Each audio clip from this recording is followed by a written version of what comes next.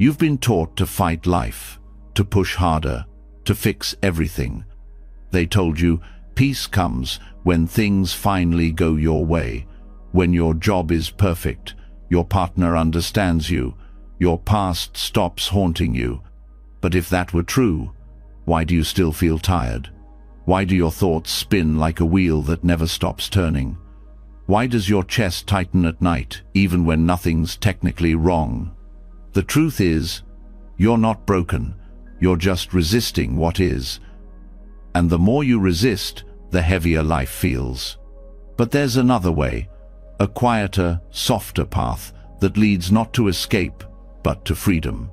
And it begins with one ancient truth: let go. Tonight, you'll fall asleep not by silencing your thoughts, but by no longer fighting them.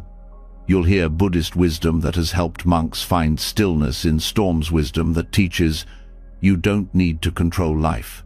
You just need to stop pushing against it. This isn't just another sleep audio. This is a shift, a soft uncoiling of the tension you didn't know you were carrying. And as the words sink in, your breath will slow, your body will loosen, and something deep within you will whisper, I don't have to struggle anymore. Are you ready to stop resisting and finally rest? Let's begin. You've tried effort. You've tried forcing, fixing, chasing. You've done everything right. But it still feels like something is missing. Like no matter how fast you run, peace stays one step ahead. And in those quiet moments when there's nothing left to tweak or improve, you feel it. That empty hum beneath all the doing. That silent whisper that says, what if the very thing you're trying to reach can only be found by not reaching? There is a strange, quiet power in letting go. Not giving up, not quitting, but truly, deeply releasing the tight grip you've had on how things should go. It feels unnatural at first. After all, we've been told our whole lives that effort equals value, that results come only through constant striving, that ease is laziness. But some of the wisest traditions in the world say otherwise. Especially Buddhism, and even more so, the teachings of Zen and Dzogchen. They say the more you chase, the more you push away what you seek.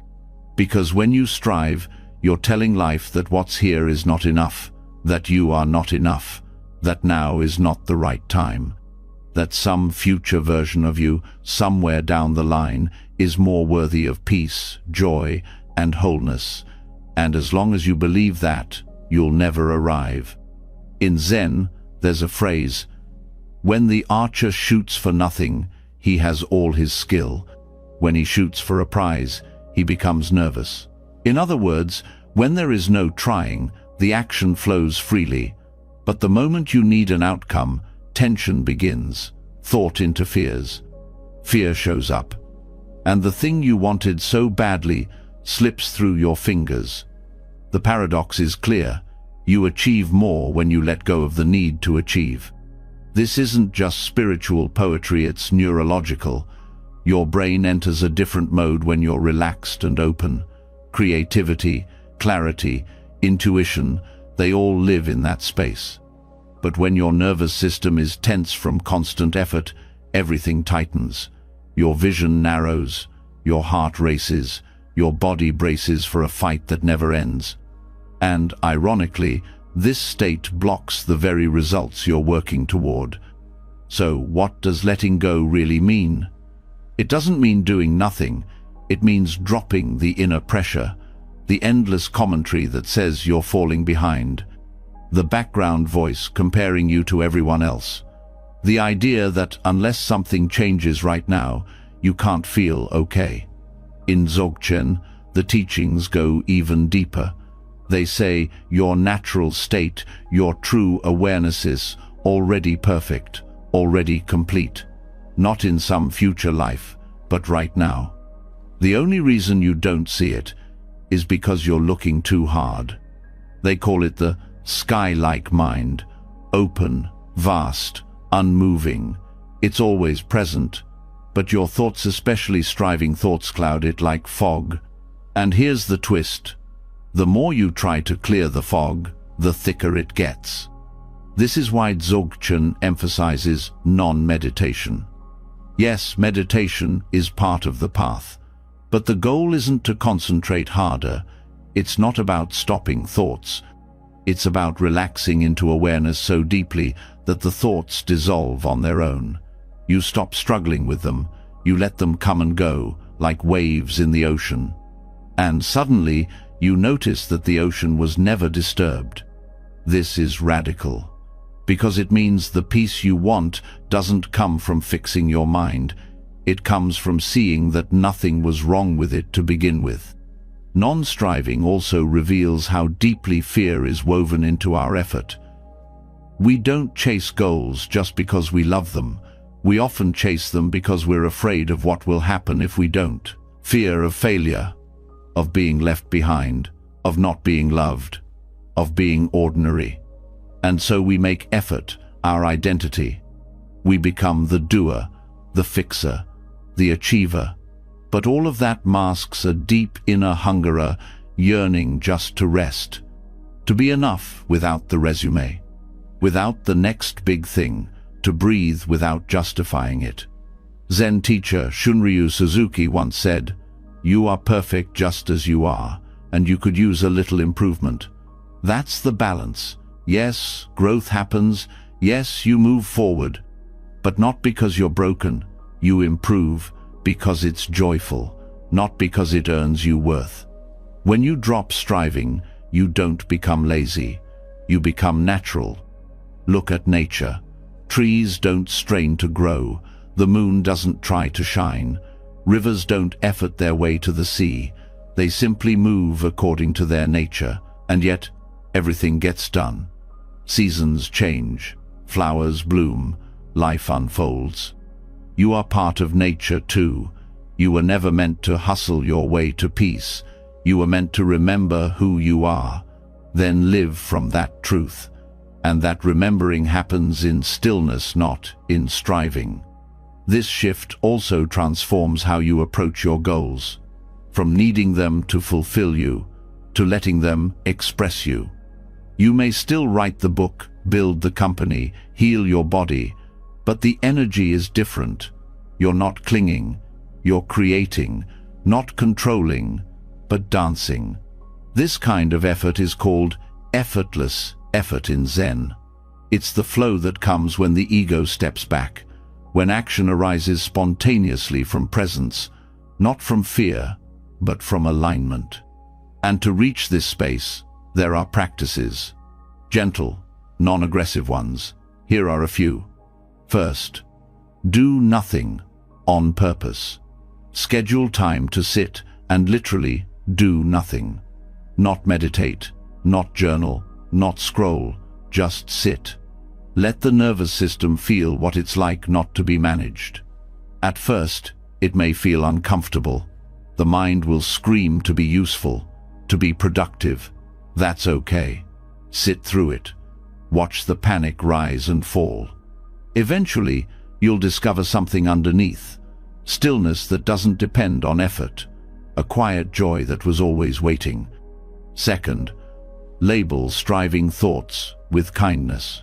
Throughout your day, when you notice the inner push, I have to do this now. I'm behind. I need to be more. Just smile at it. Name it gently. Striving again. You're not fighting it. You're meeting it like a child throwing a tantrum. Not with anger, but with presence.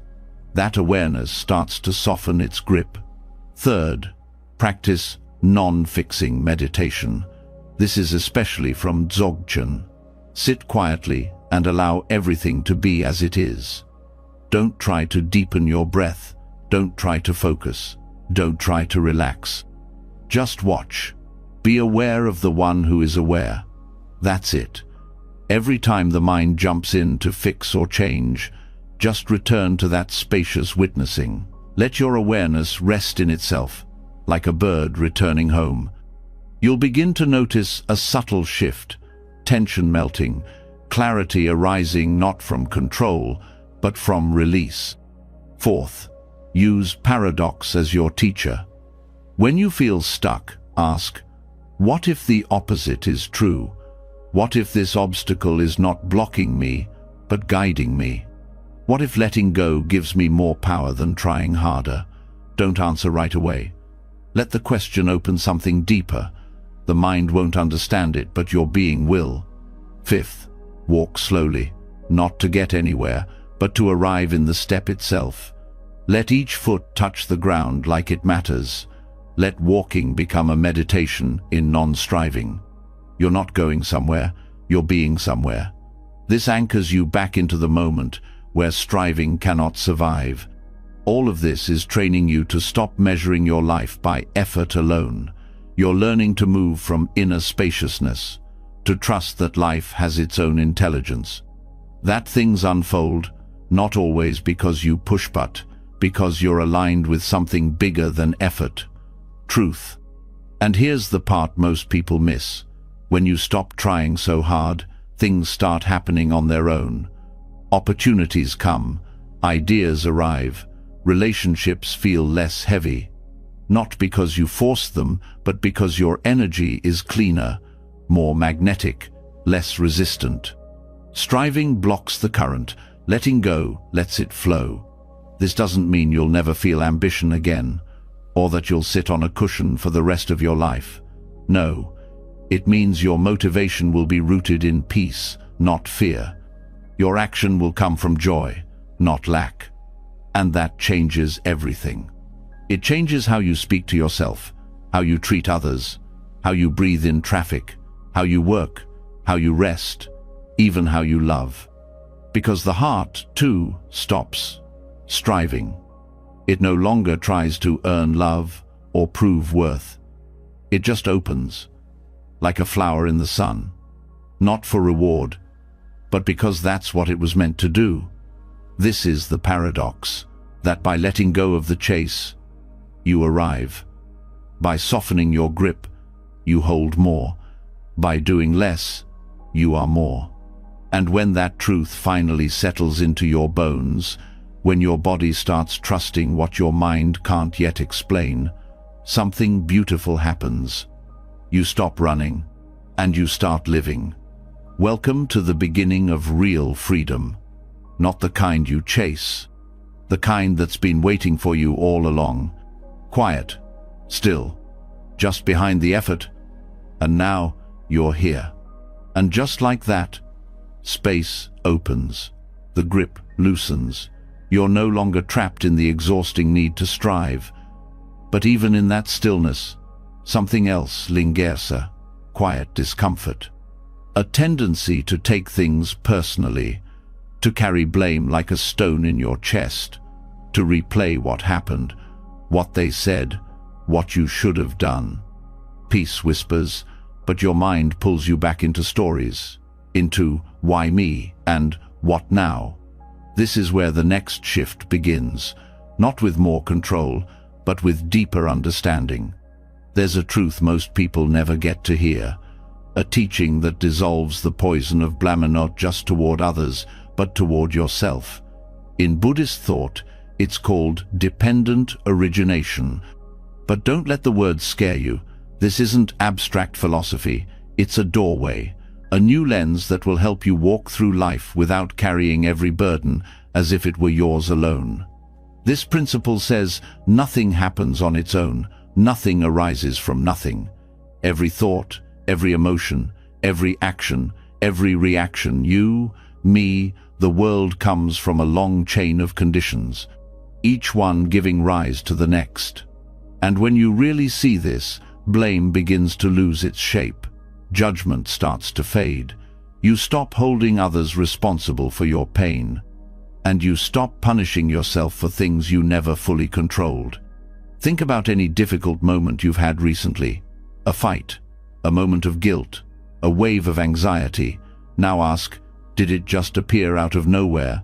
Or was it built from 100 small conditions, past experiences, beliefs, emotions, words, timing?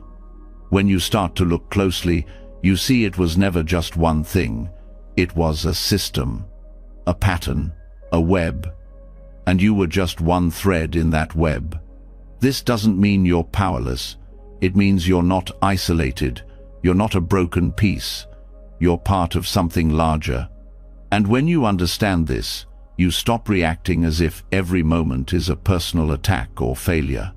Dependent origination is the end of "this happened to me." It's the beginning of "this arose because of this and that and that." Subtle but powerful. Blame collapses under this insight, because how can you fully blame someone who spoke out of their pain, which came from their past, which came from someone else's pain, and so on? And how can you keep blaming yourself when your habits, reactions, fears were all formed by things you never asked for? Your childhood, your culture, your wiring. You're not excused from responsibility, but you're released from the illusion that you are the problem. In daily life, this awareness becomes your shield. Someone cuts you off in traffic, and instead of anger, there's curiosity. What conditions led to their behavior? Stress? Fear? Maybe they're carrying something heavier than you can see. You don't excuse harm, but you stop feeding the fire of outrage. You protect your peace by seeing clearly. When someone misunderstands you, instead of spiraling into "why don't they get me?" you pause. You see their reaction as a chain. Maybe they were raised to fear conflict. Maybe they carry wounds around rejection. Their view of you has more to do with their past than your worth. And just like that, you don't have to argue your value anymore. Even in silence, dependent origination brings freedom. Let's say you're feeling low, that old weight returns. Instead of thinking, "what's wrong with me?" you start asking, "what conditions are present right now?" Maybe poor sleep, maybe a memory surfaced, maybe you're hungry or lonely. Now, instead of identifying with the emotion, you investigate it. You track its origin. And in doing that, you stop resisting it. You stop making it personal. This is how healing begins, not with dramatic breakthroughs, but with honest observation.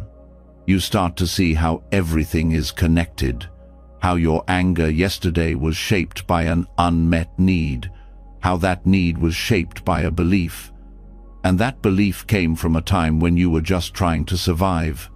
The moment you see that, the anger softens, the shame melts.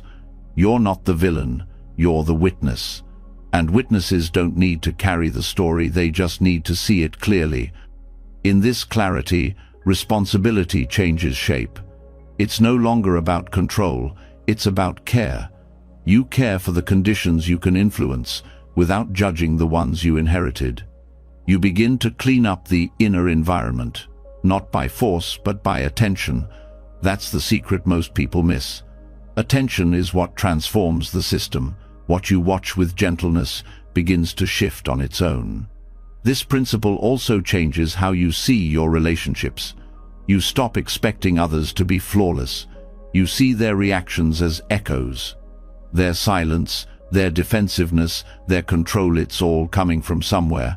You don't have to tolerate abuse, but you also don't need to take everything personally. You gain the ability to set boundaries without hatred, to walk away without bitterness, to forgive without forgetting. Because now you see the whole picture, not just the moment of pain. Even decisions feel lighter under this lens. No longer do you get paralyzed by "what if I choose wrong?" You realize that choices don't happen in isolation. They're shaped by everything before them. And once made, they shape what comes next. There's no final verdict, just a flow. So you move forward with care, but not with fear. And when you mess up, which you will, you won't spiral into shame. Instead, you'll ask, what was present in me when I did that? Was I scared? Was I reacting to something older than this moment? What belief led me there? Then, gently, you work with that belief. You shift the conditions. And in doing so, you change the future not through punishment, but through presence. This is also how compassion deepens. Because once you see the chains inside yourself, You start seeing them in everyone. You stop labeling people as good or bad. You see them as conditioned, as complex, as human. And you hold space, not because you're better, but because you understand. Even your goals begin to shift. You stop asking, "How can I get what I want?" and start asking, "What needs to change in the system so that peace can arise?" You stop trying to force outcomes. You start adjusting conditions, like tending to soil instead of forcing a flower to bloom. Growth becomes a side effect of care. In this way, mindfulness becomes your daily tool. But not the kind that means obsessing over every breath. The kind that means watching the chain, gently seeing what feeds what causes what. Where resistance lives, where kindness is missing.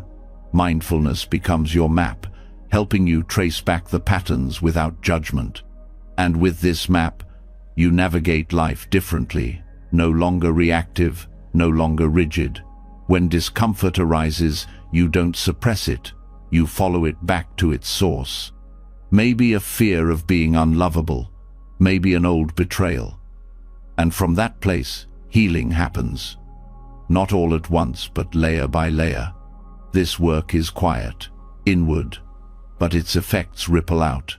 You speak softer, you hold people lighter, you let moments pass through without gripping them. You become less entangled in stories and more grounded in reality. And this reality becomes more beautiful, because now nothing is wasted.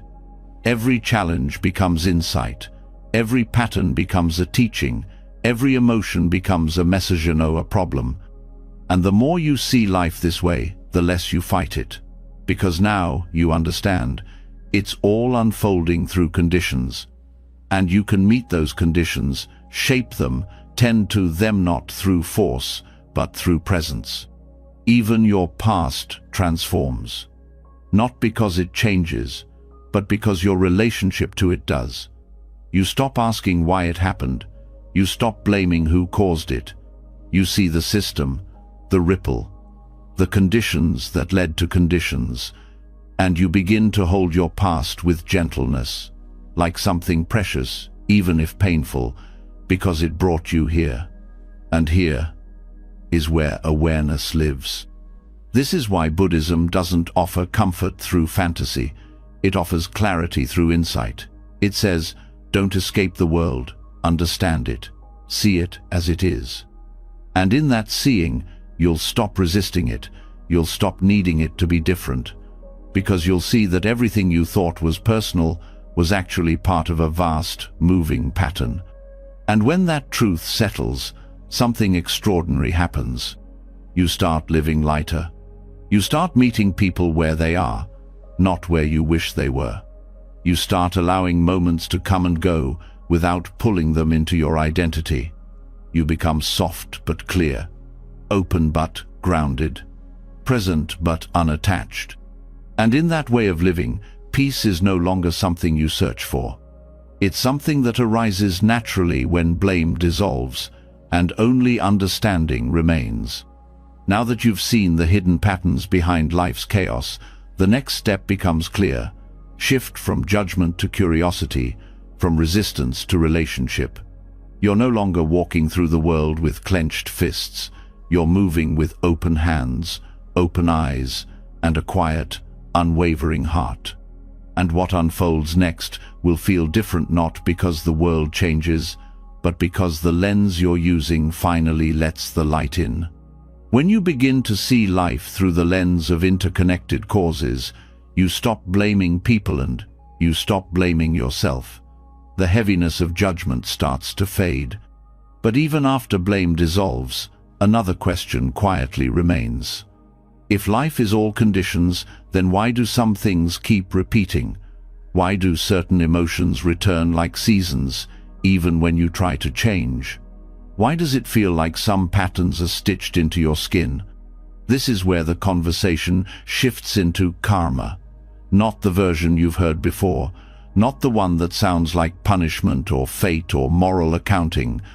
The real teaching is more alive than that.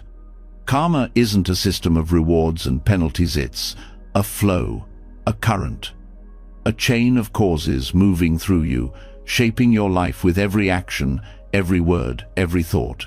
It's not about blame. It's about energy.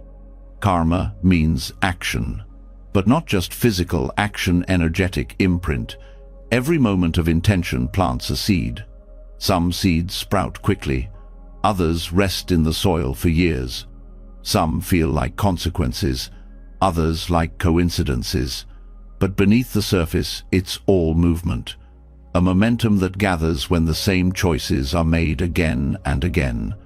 This is why certain emotional loops feel so familiar, why you can leave a job, a city, even a relationship, and still find yourself facing the same frustration or heartbreak. It's not because you're cursed. It's because the energy you carry hasn't shifted. The outer world changes, but the frequency of your actions, your reactions, your beliefs, they hum the same song, and life echoes that sound back. Karma doesn't punish, it reflects. It mirrors the energy you offer, not to shame you, but to help you see, to reveal what's still active inside, what still needs healing, what stories are still writing your behavior. If you yell at someone in anger, the karma isn't that someone yells back. The karma is that you strengthen the habit of anger, and that habit creates a world where anger feels normal, where it returns easily, like a well-trodden path. But here's the power in this. If karma is energy, then it can be shifted. You're not locked into a script. You're not doomed to repeat your past. The flow can be redirected the moment you become conscious, the moment you choose a different response. Every small choice rewrites the energy you carry. And the key lies in awareness, not in effort, not in moral self-policing. Karma changes when you bring presence to the moment before action, that subtle space where intention lives. Before the word leaves your mouth, before the thought becomes a reaction, before the old pattern takes over, in that pause, a door opens, and through that door, new energy can move. One of the most overlooked truths is that karma is not linear. It's not simple cause and effect, like dropping a stone and watching it fall. It's layered, complex, woven into systems, families, cultures. You may carry the karma of generations, not as punishment, but as inheritance. Patterns passed down, not through blood alone, but through behavior, belief, silence. This is why healing yourself heals more than just you. It interrupts cycles that may have begun long before your lifetime. And yet, karma is deeply personal, because while you may inherit the current, you can choose how to meet it. You can face the wave with resistance or with presence. You can repeat the pattern or start to unthread it. Awareness is your oar, and choice is your compass. This also means that judgment becomes useless, not just toward others, but toward yourself. Regret loses its grip when you understand that the mistakes you made were part of unconscious patterns, not excuses but explanations. The more you understand the system, the less you need to hate the parts of yourself that acted from fear, from confusion, from habit. You begin to shift not through guilt, but through understanding. And understanding creates space, space to choose again, space to respond differently, space to slow down the karmic cycle not by force, but by seeing. You notice the pull to argue, and instead you breathe. You feel the fear rising, but instead of running, you sit with it. These moments may look small on the outside, but they are energetic revolutions. The karma that once moved you now pauses, and in that pause, something new is born. The most powerful karmic shift happens when you stop reacting and start listening to what the moment is really asking. Often, we act out of habit not because it's what we want, but because it's what we've always done. You people, please not because it brings joy, but because you fear rejection. You withdraw not because you prefer solitude, but because you learned connection feels unsafe, These are karmic echoes. The goal is not to fight them, but to feel them fully, without identifying. And when you do, you stop feeding the loop. You stop adding fuel to the fire. The old energy dissolves not overnight, but gradually, like untying a knot that's been there for decades. With each breath of awareness, the threads loosen, the pattern weakens, and eventually, it fades. This is why karma isn't about good or bad. It's about clarity. There is no reward for being good. There is reflection. If you give with attachment, the energy of need comes back. If you speak with love, the energy of warmth spreads. The universe doesn't keep score, it keeps resonance, and you are the source of the frequency. But what about when life hits hard through illness, betrayal, grief? Are those karmic punishments? No, they are experiences shaped by countless visible and invisible causes. Some karmic, some circumstantial, some biological. Buddhism doesn't say, "You deserve this." It says, "This arose, and now, how will you meet it?"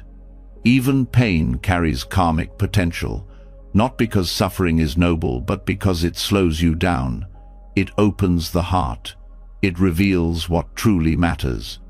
And if you meet it with presence, it can alchemize the energy of fear into wisdom. Not every wound is a punishment.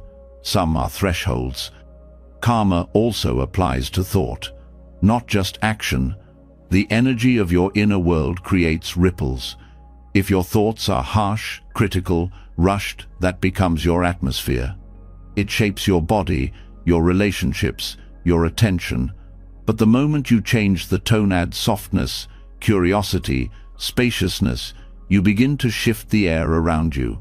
The pattern begins to dissolve. And life reflects that shift in the smallest, quietest ways. This is the practice. Watch your energy, not to control it, but to know it. Notice when you tighten, when you rush, when you close. That's karma moving. That's the old current. Now, with awareness, soften, breathe, choose differently. One breath is enough to redirect years of momentum. And when you fall back into the loop, which you willed and collapse into shame, karma is not a straight line, it's a spiral. You'll revisit the same places, but with new eyes. What used to control you will now be something you can watch, and eventually something you can smile at. The spiral softens each time you meet it with care. And this care begins to affect everything: the way you speak, the way you touch a doorknob, the way you walk into a room. Energy is everywhere. Your presence ripples, and people feel it. You stop needing to convince anyone of anything, because the frequency you carry speaks louder than your words. This is how karma becomes grace. Not grace from a God above, but from the unfolding of your own awareness. You stop being dragged by your history. You start shaping your future, not by controlling the world, but by caring for your energy in this moment, now. Karma is not law, it's movement. Karma is not morality, it's momentum. Karma is not fate, it's frequency. And the more you return to the stillness beneath all action, the more you see, you are not your past. You are the space where choice lives. This space is where transformation begins, not in massive changes, but in quiet presence. The courage to pause, the willingness to feel, the honesty to see your own patterns without shame, the softness to respond with care. In this space, karma isn't a burden, it's a path. Not a path you follow, a path you become. And with each step in presence, you leave different footprints behind. As karma unfolds through energy and not punishment, you start to feel the rhythm of your life differently. It's not a script you're trapped in, it's a vibration you can tune. But even as you shift that energy, daily life can feel overwhelming. The world keeps spinning, distractions multiply, emotions swell without warning. the mind scatters, and your clarity fades. You begin to sense that insight alone is not enough. You need something solid to return to, something that holds you steady when everything around you feels uncertain. This is where form becomes essential.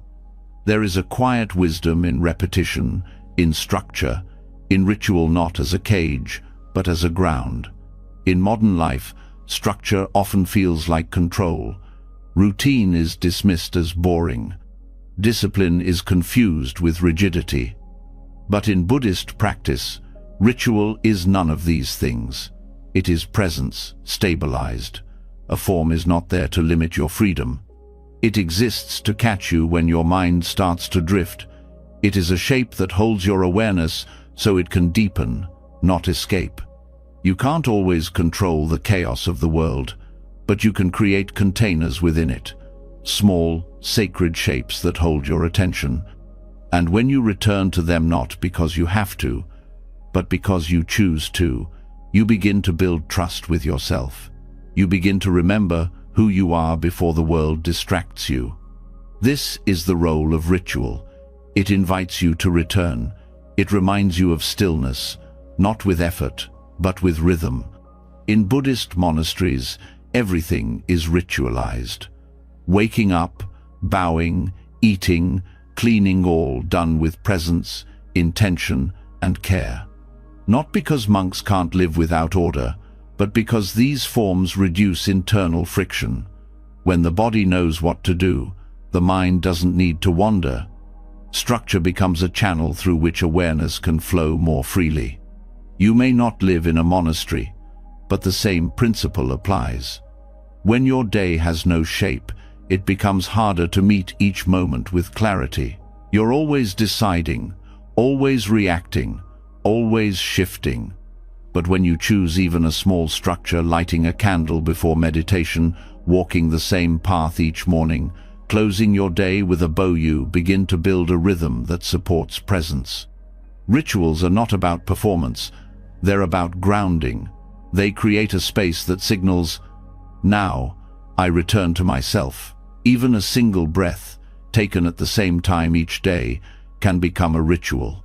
It doesn't need to be dramatic. It only needs to be repeated with care. And repetition is powerful not because it's new, but because it deepens. Every time you return to a ritual, you return a little differently. The form stays the same, but you change. And this meeting between the unchanging and the changing becomes a mirror. It shows you where your mind is. It reveals how much resistance you carry. It gives you a place to rest that doesn't depend on how you feel. Most people resist form because they fear losing freedom. But the truth is, without form, the mind becomes chaotic. Choices become endless. Energy is wasted. In contrast, when your life has rhythm, your energy becomes focused. You don't have to think about what's next. You just step into it. And that simplicity brings peace. Even creativity flourishes with form. Artists, musicians, dancers, they all work within structure, scales, steps, frames. It's not the structure that limits the expression. It's the structure that allows the expression to grow. The same applies to inner practice. Your awareness needs a vessel, and rituals are those vessels. In Zen, sweeping the floor is meditation. Washing the bowls is mindfulness. There is no separation between the sacred and the mundane. What matters is the quality of attention. And form helps cultivate that attention, especially when life feels scattered. Think about how much energy is lost in transition, in the blur between tasks, in the rush from one moment to the next. Ritual slows you down. It marks time. It gives you entry points. Without it, you slip from moment to moment without noticing. But with even a few deliberate rituals, you pause, you arrive, you re-enter the now. This kind of structure becomes especially important in times of difficulty. When the mind is overwhelmed, having a form to follow, however small, can be life-saving. Something you can do even when your motivation is gone. a pattern that holds you when everything else feels uncertain. Ritual is also an antidote to craving. When you move through the same form again and again, you begin to see the mind's desire for novelty. You hear the thoughts that say, "This again? I'm bored." But instead of obeying that voice, you stay, you breathe, and slowly that hunger for stimulation fades. What replaces it is depth, subtlety, peace. Even the resistance itself becomes part of the ritual. You meet it, you bow to it, you include it. And by doing so, you begin to soften the part of you that always needs something new, something more. This softening spreads. It seeps into how you eat, how you speak, how you walk. Each act becomes a thread in the fabric of mindfulness. And you begin to see that your entire life can become a ritual, not in the rigid sense, but in the sacred one, not bound by rules, but guided by reverence. Ritual also connects you to lineage. Every time you bow, or chant, or sit, you're joining a river of practice that stretches back for centuries. You're not alone. Others have sat here. Others have walked this path. The form carries their energy, and in that connection, you feel supported even if no one else is around. But you don't have to use ancient rituals to receive this support. You can create your own.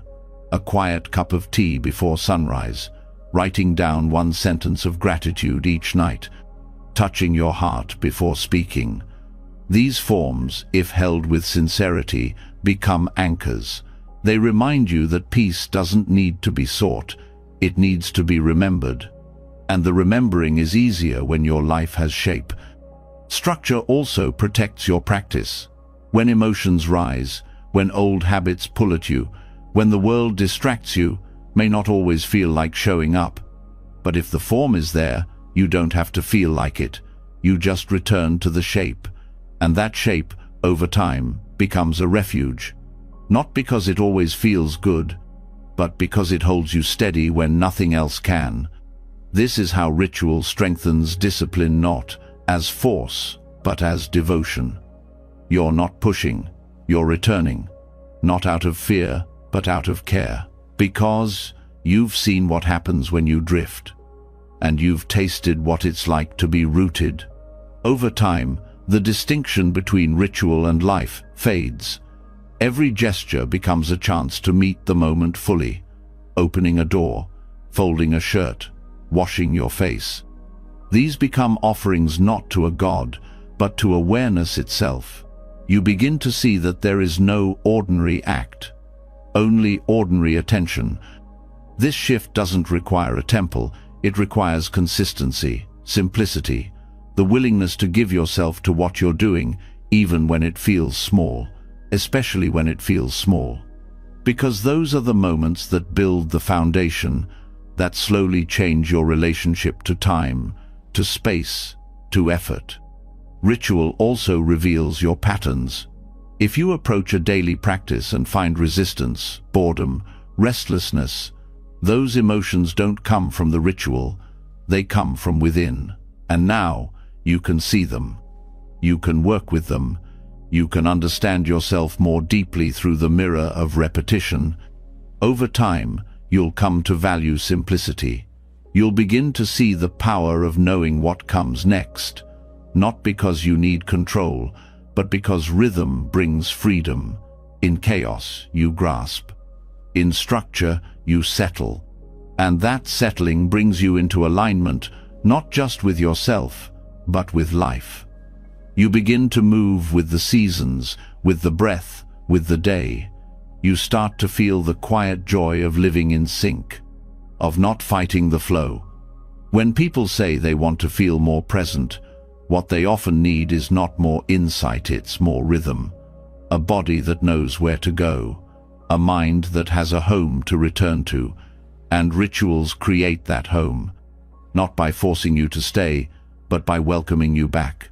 Even when you miss a ritual, the memory of it works in your favor. It reminds you what it feels like to be centered, and that memory draws you back. Not with guilt, but with longing. Because once you've felt what it's like to live inside a structure that supports your peace, you want to return. Not to escape life, but to meet it more fully. And that is what ritual does. It doesn't take you out of the world, it roots you more deeply in it. So you can meet every moment not with control, but with care. Not with resistance, but with rhythm. Not with chaos, but with calm. It's not about doing more, it's about doing with presence. And that presence, held within form, becomes your practice, your path, your peace.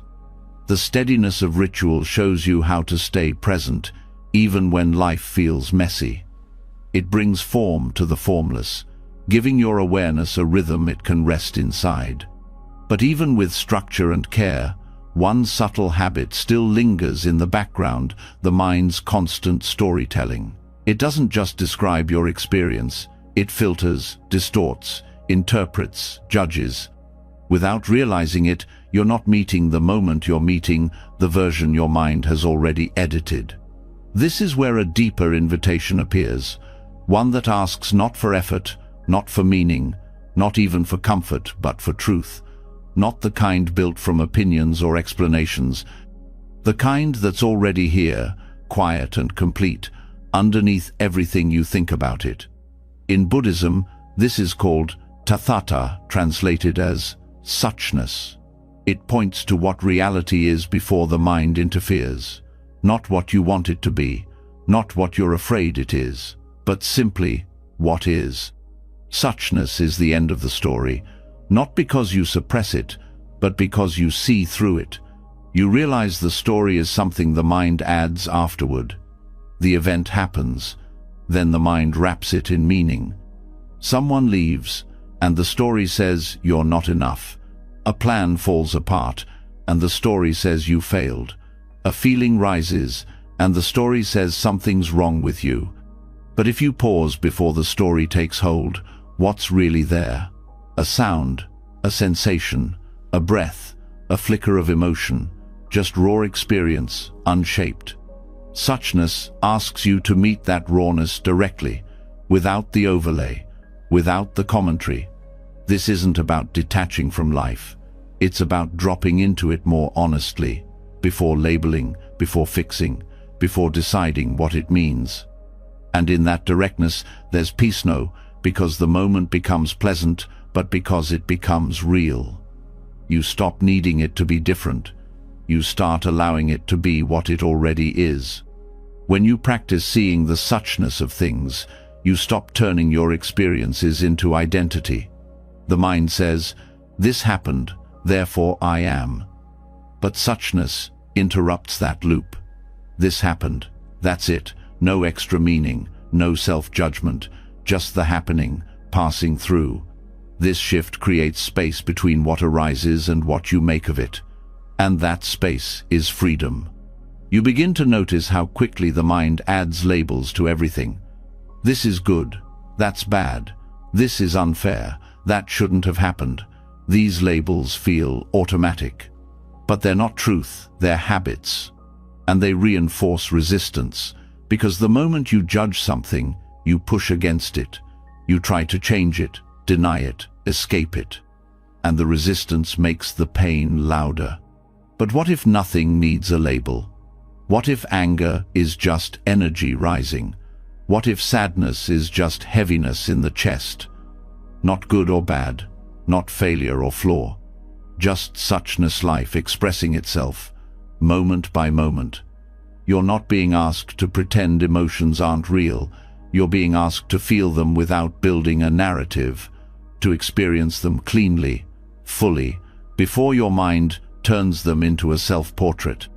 This is subtle but life-changing, because the story is what keeps suffering alive. The emotion rises, then the mind grabs it, spins it, clings to it. But when you stay with the raw experience, without naming, without resisting it, moves through, it dissolves. Suchness doesn't mean passive acceptance. It means honest contact. You can still act, speak, respond, but your response comes from clarity, not from a tangled story. And that clarity softens everything. Even beauty becomes more vivid when you stop trying to define it. You're not chasing meaning anymore. You're letting meaning dissolve.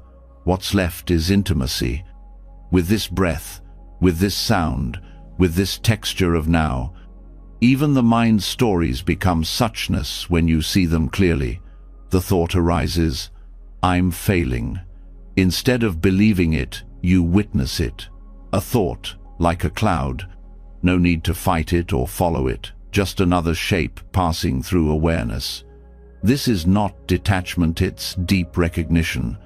Suchness reveals that you don't need certainty to be at peace. You don't need a reason for everything. You don't need to fix the past or predict the future.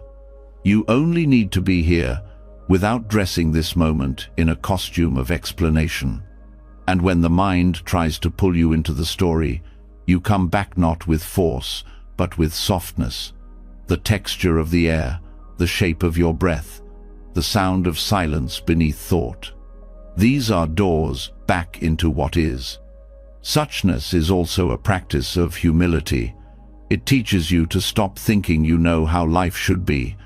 The moment becomes the teacher, not your preferences, not your plans, but this exactly as it is. You stop fighting reality, and in that surrender, you find strength. This doesn't mean you never feel grief or anger or longing. It means you let those feelings be what they are, movements in awareness. Not mistakes, not weaknesses, just currents. You ride them with presence instead of drowning in the story they try to tell. Even language begins to soften under suchness. You stop labeling yourself in fixed terms. I'm an anxious person. I'm not spiritual enough. I'm always like this. These are stories. You don't need them. You are not a static thing. You are an open field where experiences come and go. The more you rest in that field, the more you stop confusing movement with identity. Suchness also reveals how often we confuse judgment with truth. You might think, this situation is a disaster, but is it, or is that just the mind's version? When you strip the judgment, what's really there? Maybe just change, maybe uncertainty, maybe newness. Without the overlay, you begin to relate to life instead of arguing with it. And this is the heart of suchness. It removes argument from your experience. Not because you give up, but because you no longer need to be right. You no longer need life to align with your expectations in order to be okay. Suchness is not resignation. It's awakening, a turning toward, a soft, steady willingness to meet life as it shows up, not as you wish it would. And this willingness spreads. It touches how you see other people. You stop reducing them to the stories in your mind. She's like this. He always does that. These thoughts lose their grip. You begin to meet people freshly, as they are now, not as they were last week, not as your memory shaped them, but as living beings, always changing. Even conflict shifts. You don't have to agree with someone to see their suchness. You don't have to like someone to recognize their humanity. Suchness breaks down the illusion of separation. The moment becomes a shared space, not a battleground.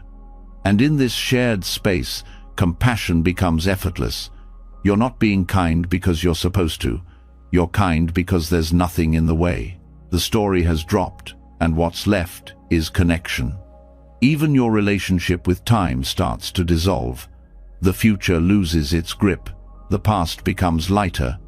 You're not constantly referencing what was or what might be. You're here, in contact with the unfolding, and that contact feels whole, nothing missing, nothing extra. This is the deep rest that suchness offers.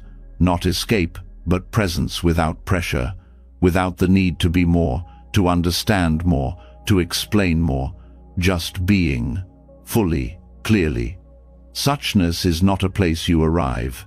It's a way you see, a way you meet life again and again with open eyes and no commentary.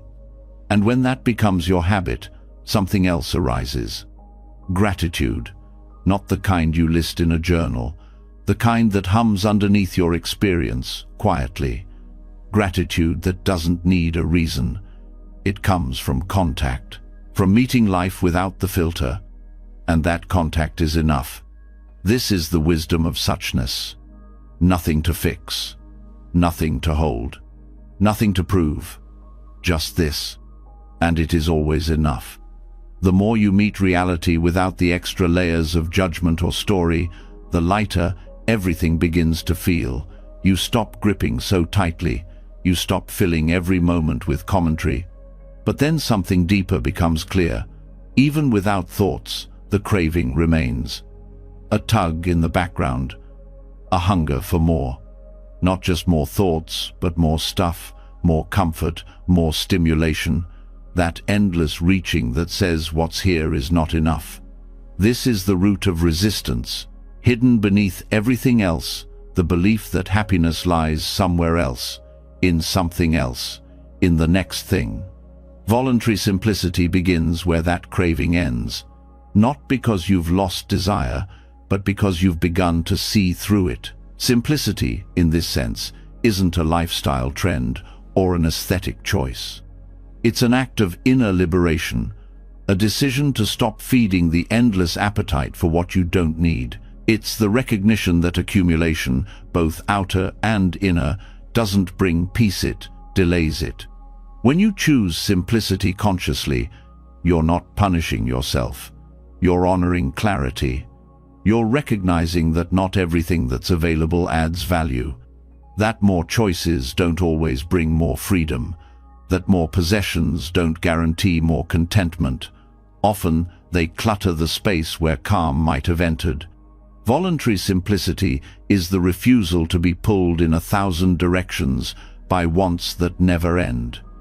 It's the ability to discern between what is essential and what is distraction. And that discernment grows sharper each time you pause before adding more. Each time you let the desire rise and fall without obeying it. This is not about being harsh. It's not about removing joy. It's about making space for the kind of joy that doesn't come from consumption, but from presence. Simplicity helps you touch that joy more often. Because without the noise of more, you start to hear the quiet satisfaction of enough. And that enoughness is powerful. When you begin to live from that space, the world no longer controls your sense of peace. You're not riding the waves of desire and disappointment. You're not constantly rearranging your life to chase the next comfort. Instead, you're anchored in what is already sufficient, in what nourishes without demanding. Voluntary simplicity also protects your attention. Every possession you own, every subscription, every notification, it all makes a small demand, a pull, a voice asking to be noticed. When you simplify, you quiet those voices. You reclaim your awareness. And what you gain is focus, presence, energy. This practice doesn't require you to give up everything. It requires you to question what you've assumed you need, not from guilt, but from care. What truly supports your well-being? What clutters your space, your schedule, your mind? What have you held on to out of fear or habit? Start with what surrounds you. A drawer full of things unused for years. A closet crowded with identities you no longer wear. A calendar filled with obligations that no longer reflect who you are. Begin to notice how each item, each yes, either frees your energy or binds it. Then move inward. What stories are you carrying that no longer serve you? What mental routines pull you out of now and into a maze of wanting? What assumptions tell you more is better, faster is success, busier is proof that you matter? Voluntary simplicity is the quiet act of letting go of all that noise, not to become empty, but to become clear. And in that clarity, you begin to see what truly supports you, what brings ease, what brings depth, what brings peace without a price. This shift also touches how you relate to money, time, and consumption. Instead of chasing wealth to secure your worth, you begin to ask, what is enough? Instead of filling every hour with productivity, you begin to ask, what matters? Instead of buying to soothe discomfort, you begin to ask, what am I avoiding? You stop trying to fix your inner world with external solutions. You stop trying to solve dissatisfaction by adding more to your life. You recognize that most craving is a misunderstanding, not a need, but a habit. Simplicity is the breaking of that habit. And the break happens not through denial, but through mindfulness. When you pause before reaching for the next thing and you ask, is this true nourishment or just distraction? You begin to move differently. You move with care, with awareness, with purpose. This kind of simplicity also changes your relationships. You stop needing people to fulfill roles. You stop collecting connections to feel valid. You start valuing depth over number, honesty over approval, presence over performance. The way you speak becomes simpler, more real, less tangled in appearance, more rooted in sincerity. Even how you hold emotions shifts. You stop needing to fix every feeling.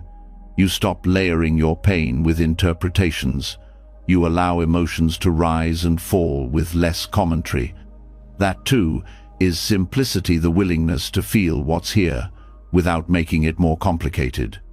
And over time, simplicity becomes a kind of strength, a quiet confidence in your ability to stand in the storm without grabbing for something to hold.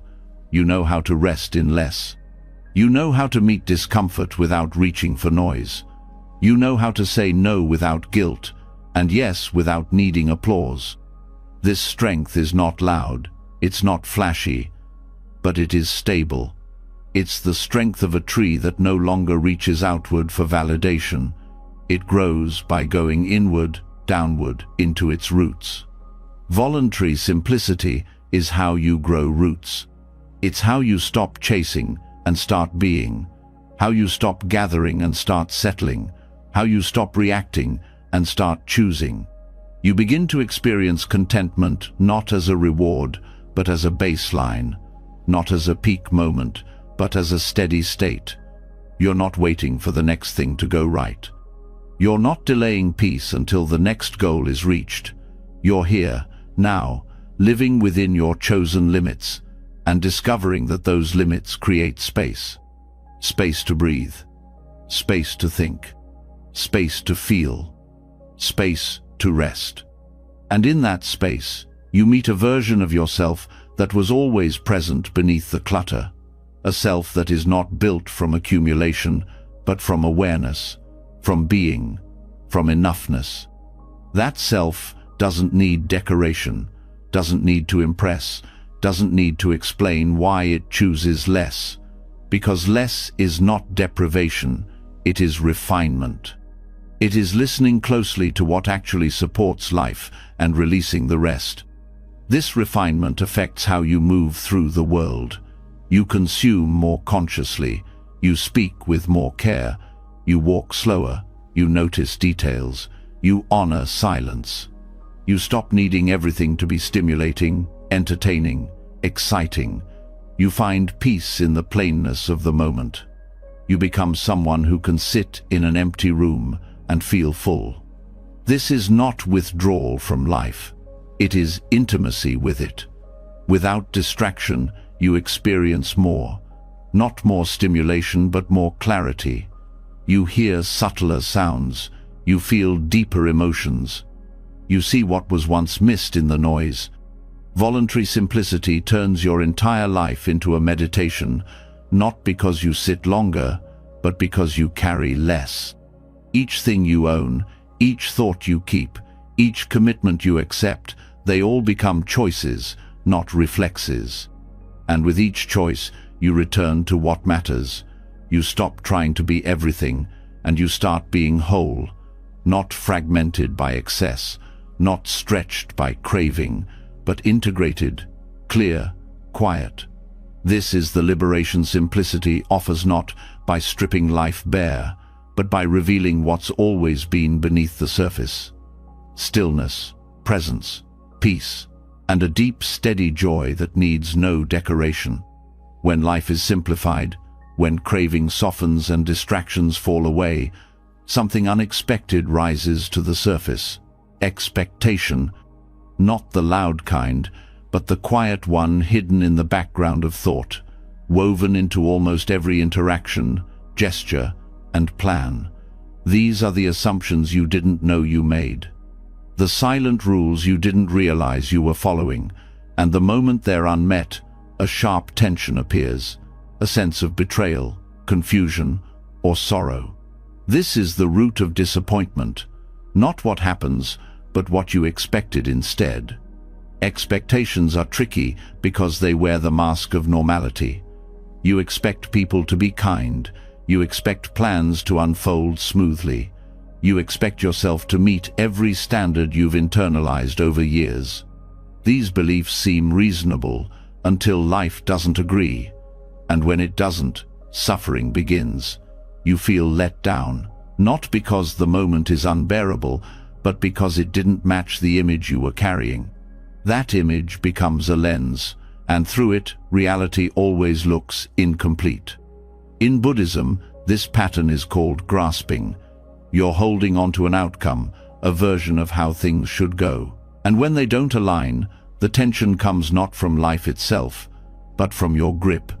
The pain isn't just about what happened, it's about what you're still clinging to. Insight meditation offers a way through, not by forcing the mind to release expectations, but by seeing them clearly, again and again, until they lose their hold. The practice is to notice expectation as it arises, not to judge it, not to argue with it, but to recognize it as a thought, just a thought, a projection, not a promise. When you sit in meditation and pay attention to the breath, you start to see how often the mind drifts toward imagining the future. It plans, predicts, anticipates. It builds subtle scripts for how things will unfold. And when the present moment doesn't match those scripts, the reaction is immediate. Disappointment, irritation, sadness. But none of that was necessary. The moment didn't fail you. The script just wasn't real. Insight means looking, not with force, but with presence. You learn to watch the feeling of expectation, the sensation it brings to the body. Sometimes it's a tightening in the chest, a clenching in the jaw, a leaning forward as if trying to speed up time, and the moment you see it clearly, something softens, the grip loosens. You stop living in the gap between what is and what was imagined. This doesn't mean abandoning hope or becoming passive.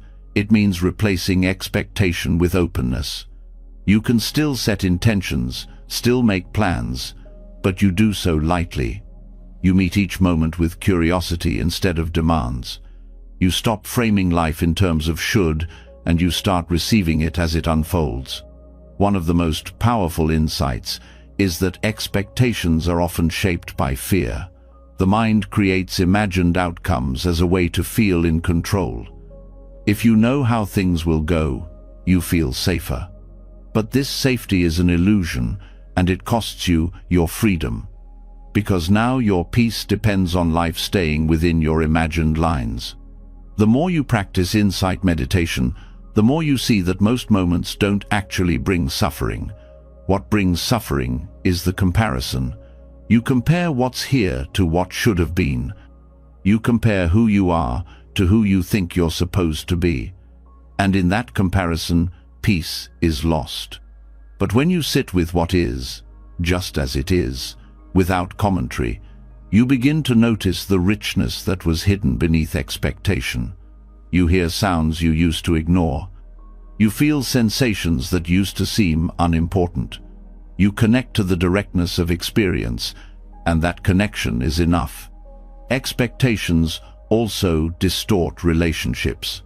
You enter conversations with assumptions about how others should respond. When they don't match that script, conflict arises not because they were unkind, but because they didn't fit the role your mind cast for them. You expect appreciation, understanding, validation. When it doesn't come, You feel unseen. But what if you could meet each person without that weight? What if every interaction was a meeting of presence, not a transaction of needs? This isn't about being indifferent. It's about being free. Free to let people be as they are. Free to let life unfold without constant evaluation. Free to experience disappointment without turning it into identity. Insight meditation helps you see that disappointment itself is just a wave. It rises, crests, and fades. You don't need to hold on to it. You don't need to resist it. You just need to be present with it as a temporary event in awareness. And the more you do this, the less power it holds. You also begin to recognize that expectations are not just about others. You place them on yourself constantly. You expect to feel a certain way, to perform at a certain level, to be consistent, productive, calm, loving. And when you're not, the judgment comes quickly. You turn natural fluctuation into failure. But these expectations were never fair. They were internalized, standards often unexamined, often impossible. When you release these internal demands, you create space for self-compassion. You allow yourself to be human, imperfect, fluctuating, changing.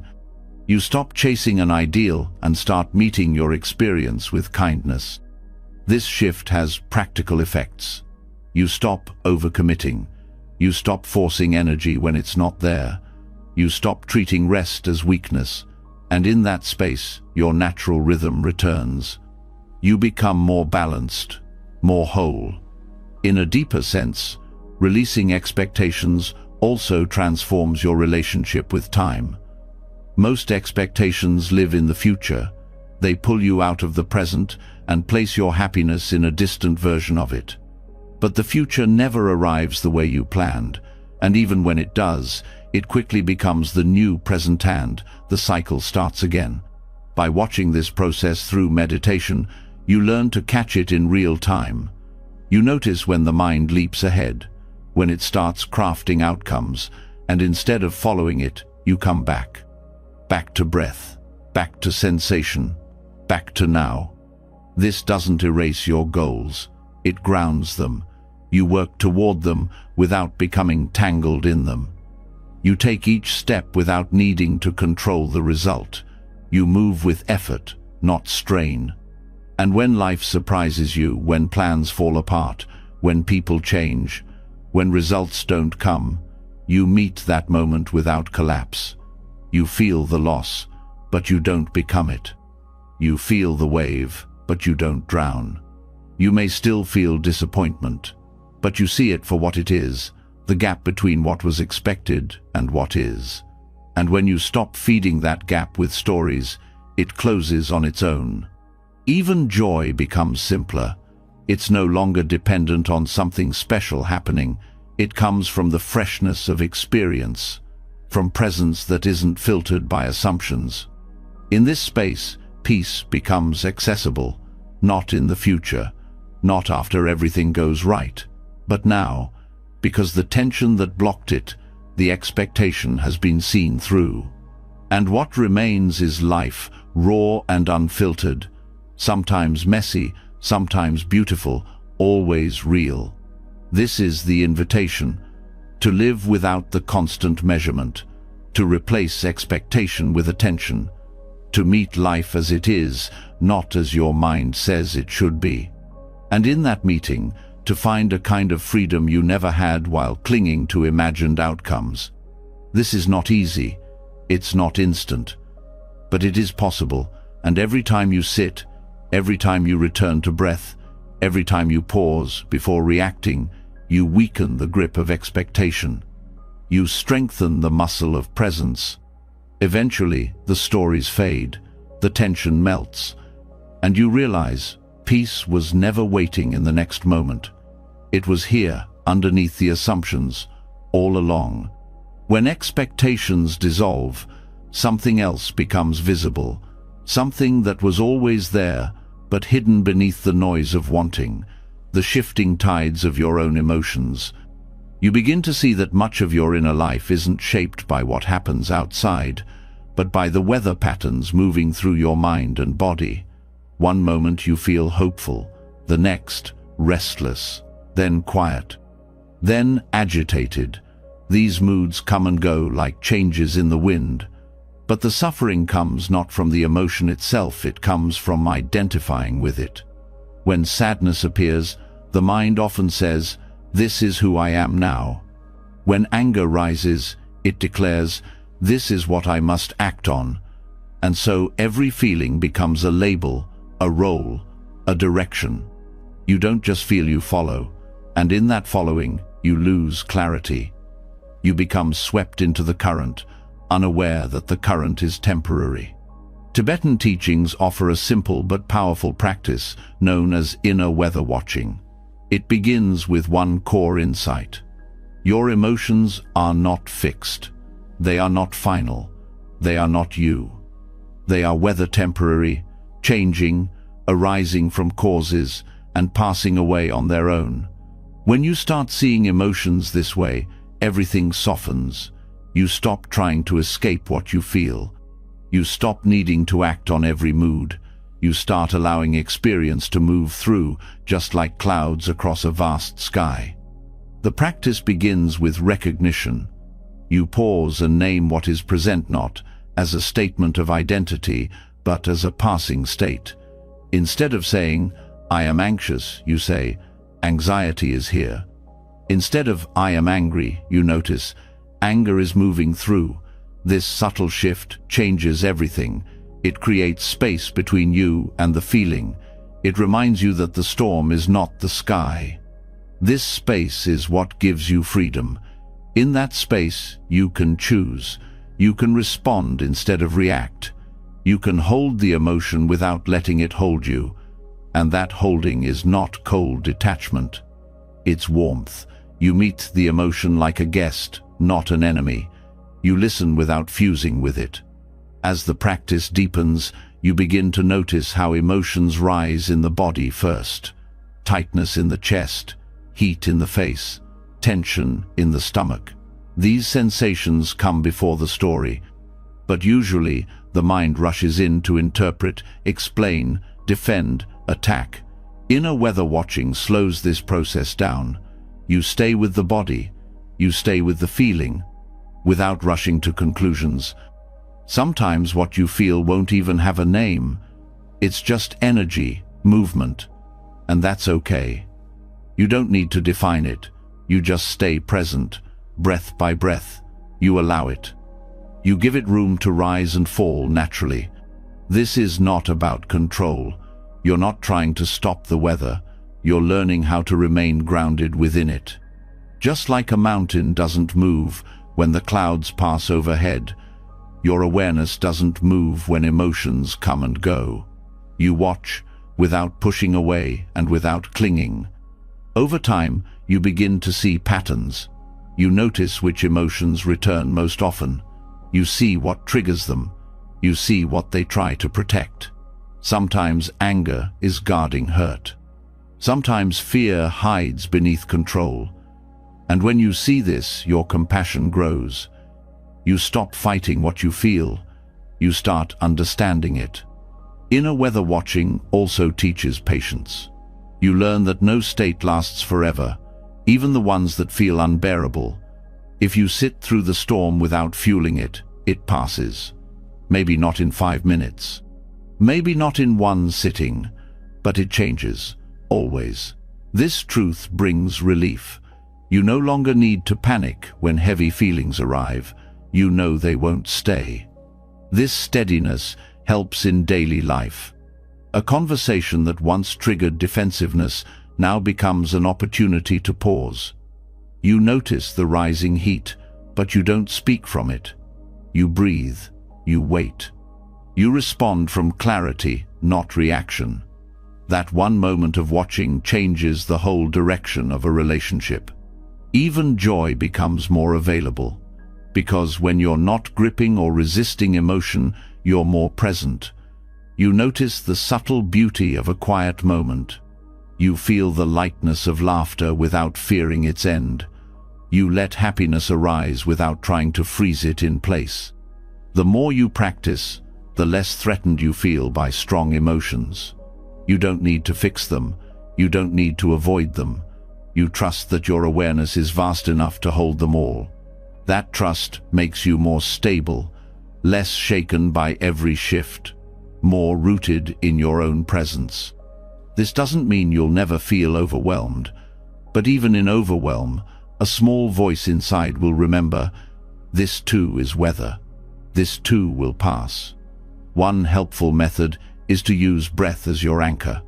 When a wave of emotion rises, return to your breath, not to escape, but to stay connected. The breath grounds you in the body, in the now. It gives the storm something steady to move around. Another technique is labeling. Softly, in your mind, name what's present. Not with analysis, just awareness. Sadness, fear, tightness. This labeling brings attention to the experience without amplifying it. It gives you a tool to stay present without collapsing into the emotion. You can also practice noting the changes. Watch how one emotion gives way to another, how irritation fades into fatigue, how sadness gives way to stillness. Noticing these shifts reminds you of impermanence, and that reminder dissolves the belief that you're stuck. Over time, your whole way of relating to experience shifts. You stop seeing certain emotions as problems. You stop seeing others as rewards. You simply meet what is here with openness. That openness is not weakness. It's strength born from knowing that you don't need to control what you feel to remain steady. Even long-held emotional patterns begin to loosen, not because you forced them out, but because you stopped feeding them with reaction. What once dominated your life becomes something you can sit with, watch, understand. That understanding brings integration. The energy of the emotion is no longer split off or repressed. It becomes part of your wholeness. Inner weather watching is not about fixing yourself. It's about knowing yourself. Not the stories, but the raw, living energy underneath. And the more you know that energy, the more intimate you become with your own experience. You begin to feel like a safe place to be. You also become more available to others. Because you're no longer afraid of feeling, you can hold space when others are emotional. You don't need to fix them. You don't need to offer solutions. You can simply be there, steady, present, allowing. That presence is one of the most healing things you can offer. This practice also weakens the grip of shame. When you stop identifying with emotions, you stop judging yourself for having them. Anger doesn't mean you're bad. Fear doesn't mean you're weak. These are just movements in consciousness, whether temporary, impersonal, human. And that understanding allows you to forgive yourself more easily. You begin to see that many of your past reactions came from unprocessed storms. You weren't wrong. You were overwhelmed. Now, with new tools, you can meet the next storm differently. This gentleness ripples into everything. You become less reactive, more reflective, less hurried, more attuned, less afraid of intensity, more able to hold space within it. You're not escaping life. You're entering it more fully without being pushed around by every passing mood. You remain grounded, steady, clear, like a sky that welcomes the storm but is never disturbed by it. And eventually, you stop needing every day to be sunny. You stop needing every moment to feel good. You find peace in the middle of motion, not in perfection, but in presence. This is the freedom inner weather watching gives you, not by changing what you feel, but by changing how you see it. From identity to energy, from problem to process, from chaos to passing cloud. No longer ruled by storms, you start to live in the sky. As you learn to sit with emotions like weather passing, shifting, never permanent, something more profound begins to emerge. Beneath the waves of joy and sorrow, beyond the storms of fear and restlessness, there is a deeper current that rarely gets touched. Not because it's hidden, but because it's avoided. The truth that all of this, every thought, every feeling, every body ends, not someday far off, but at a time completely unknown. And while the mind may try to turn away, this truth holds a doorway, one that leads not to despair, but to peace. This is the heart of Maranasati, the Buddhist practice of remembering death. It is not a ritual of darkness. It is not a reason to live in fear. It is a return to what's always been true, a way to wake up from distraction and see what actually matters. Because when you know you don't have forever, everything shifts. You stop pretending that small irritations are worth your energy. You stop delaying your care for others. You stop treating this moment like it's just another one in an endless stream. You begin to live fully, not by trying to escape death, but by including it. In this practice, death is not the enemy. It's the teacher. It reveals the fragile beauty of what's here. It clears away the illusion that anything can be possessed, clung to, or guaranteed.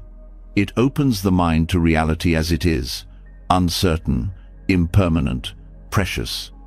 Reflecting on death softens attachment not by stripping away love, but by clarifying it. You start to see how much time is spent holding on to things you cannot keep.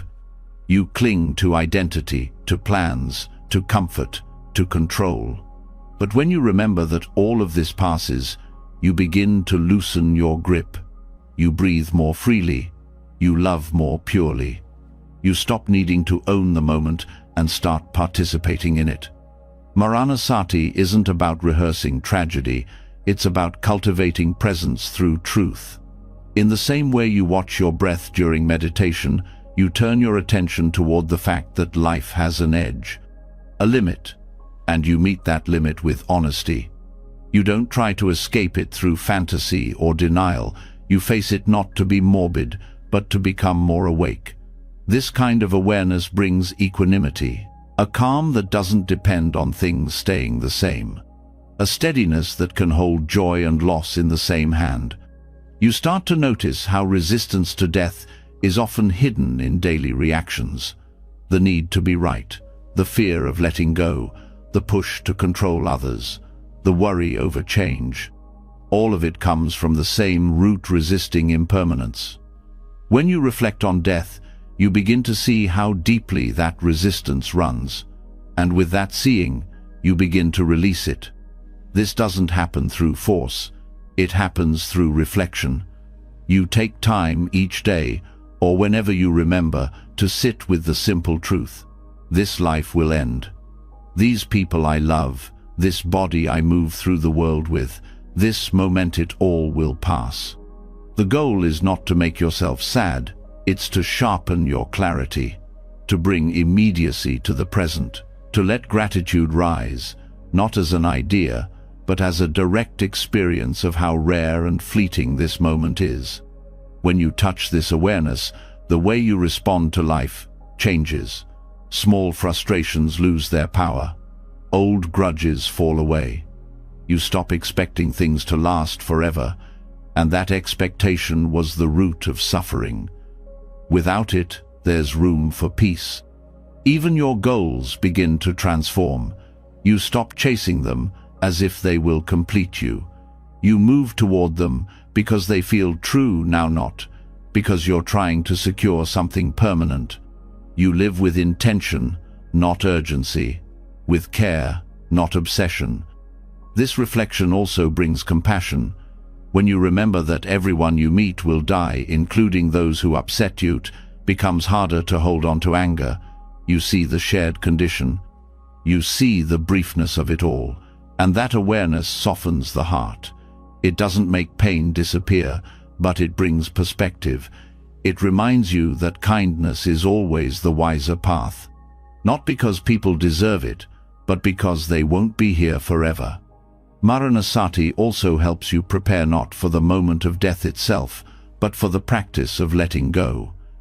Every day holds a chance to rehearse that, letting go, in small ways, letting go of control, letting go of being understood, letting go of how you thought things should go. These are not acts of giving up, they are acts of becoming free, because the more you resist the truth of impermanence, the more you suffer when it arrives. But when you begin to welcome it, not as something to be feared, but as something to be included, your relationship with life changes completely. You begin to trust more. You see that clinging doesn't protect you, it isolates you. And when you stop clinging, you open to the flow of life. You meet each moment with more sincerity, more depth, more love. Not because you're afraid to lose it, but because you've learned how to receive it without holding it hostage. Death contemplation also dissolves many of the fears that rule your decisions. Fear of failure, fear of embarrassment, fear of being seen. All of these lose their grip when you remember how temporary everything is. You don't become careless, you become courageous, willing to speak truth, willing to live fully, willing to release what no longer serves. This clarity is especially powerful in moments of change. When something ends, a job, a relationship, a chapter in your life, it can feel like a kind of death. And if you've never practiced facing endings, the resistance will be strong. But if you've trained yourself to meet impermanence with awareness, you'll move through those endings with more grace. Not pain-free, but grounded. Not without sadness, but without collapse. This also prepares you to hold others in their transitions. When someone is grieving, when someone is facing loss, your presence won't try to fix them. It will sit with them, steady and quiet, because you've done the work of meeting impermanence yourself. This presence is rare and powerful. It brings comfort, not because it solves anything, but because it allows the truth to be felt without panic. That's what Maranasati teaches: truth without panic, change without resistance, loss without collapse. Even joy becomes more available, because when you stop fearing its end, you can finally feel it, fully, without clinging, without turning it into a possession. You don't try to freeze a good moment. You simply meet it, feel it, and let it pass. This way, joy stays alive instead of becoming a memory you chase. You begin to live in a way that honors both the brevity and the brilliance of your life.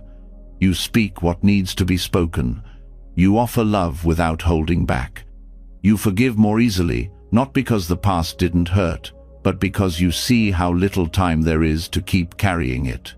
Every breath becomes more meaningful, not because it's dramatic, but because it's uncertain. You stop taking time for granted, and that awareness makes even the smallest moments sacred. This doesn't turn you into a detached observer. It makes you more alive, because when you stop avoiding death, you start truly living. You show up, you stay present, you love more openly, you rest more deeply, you suffer less, not because nothing hurts, but because you no longer resist the truth that all things change.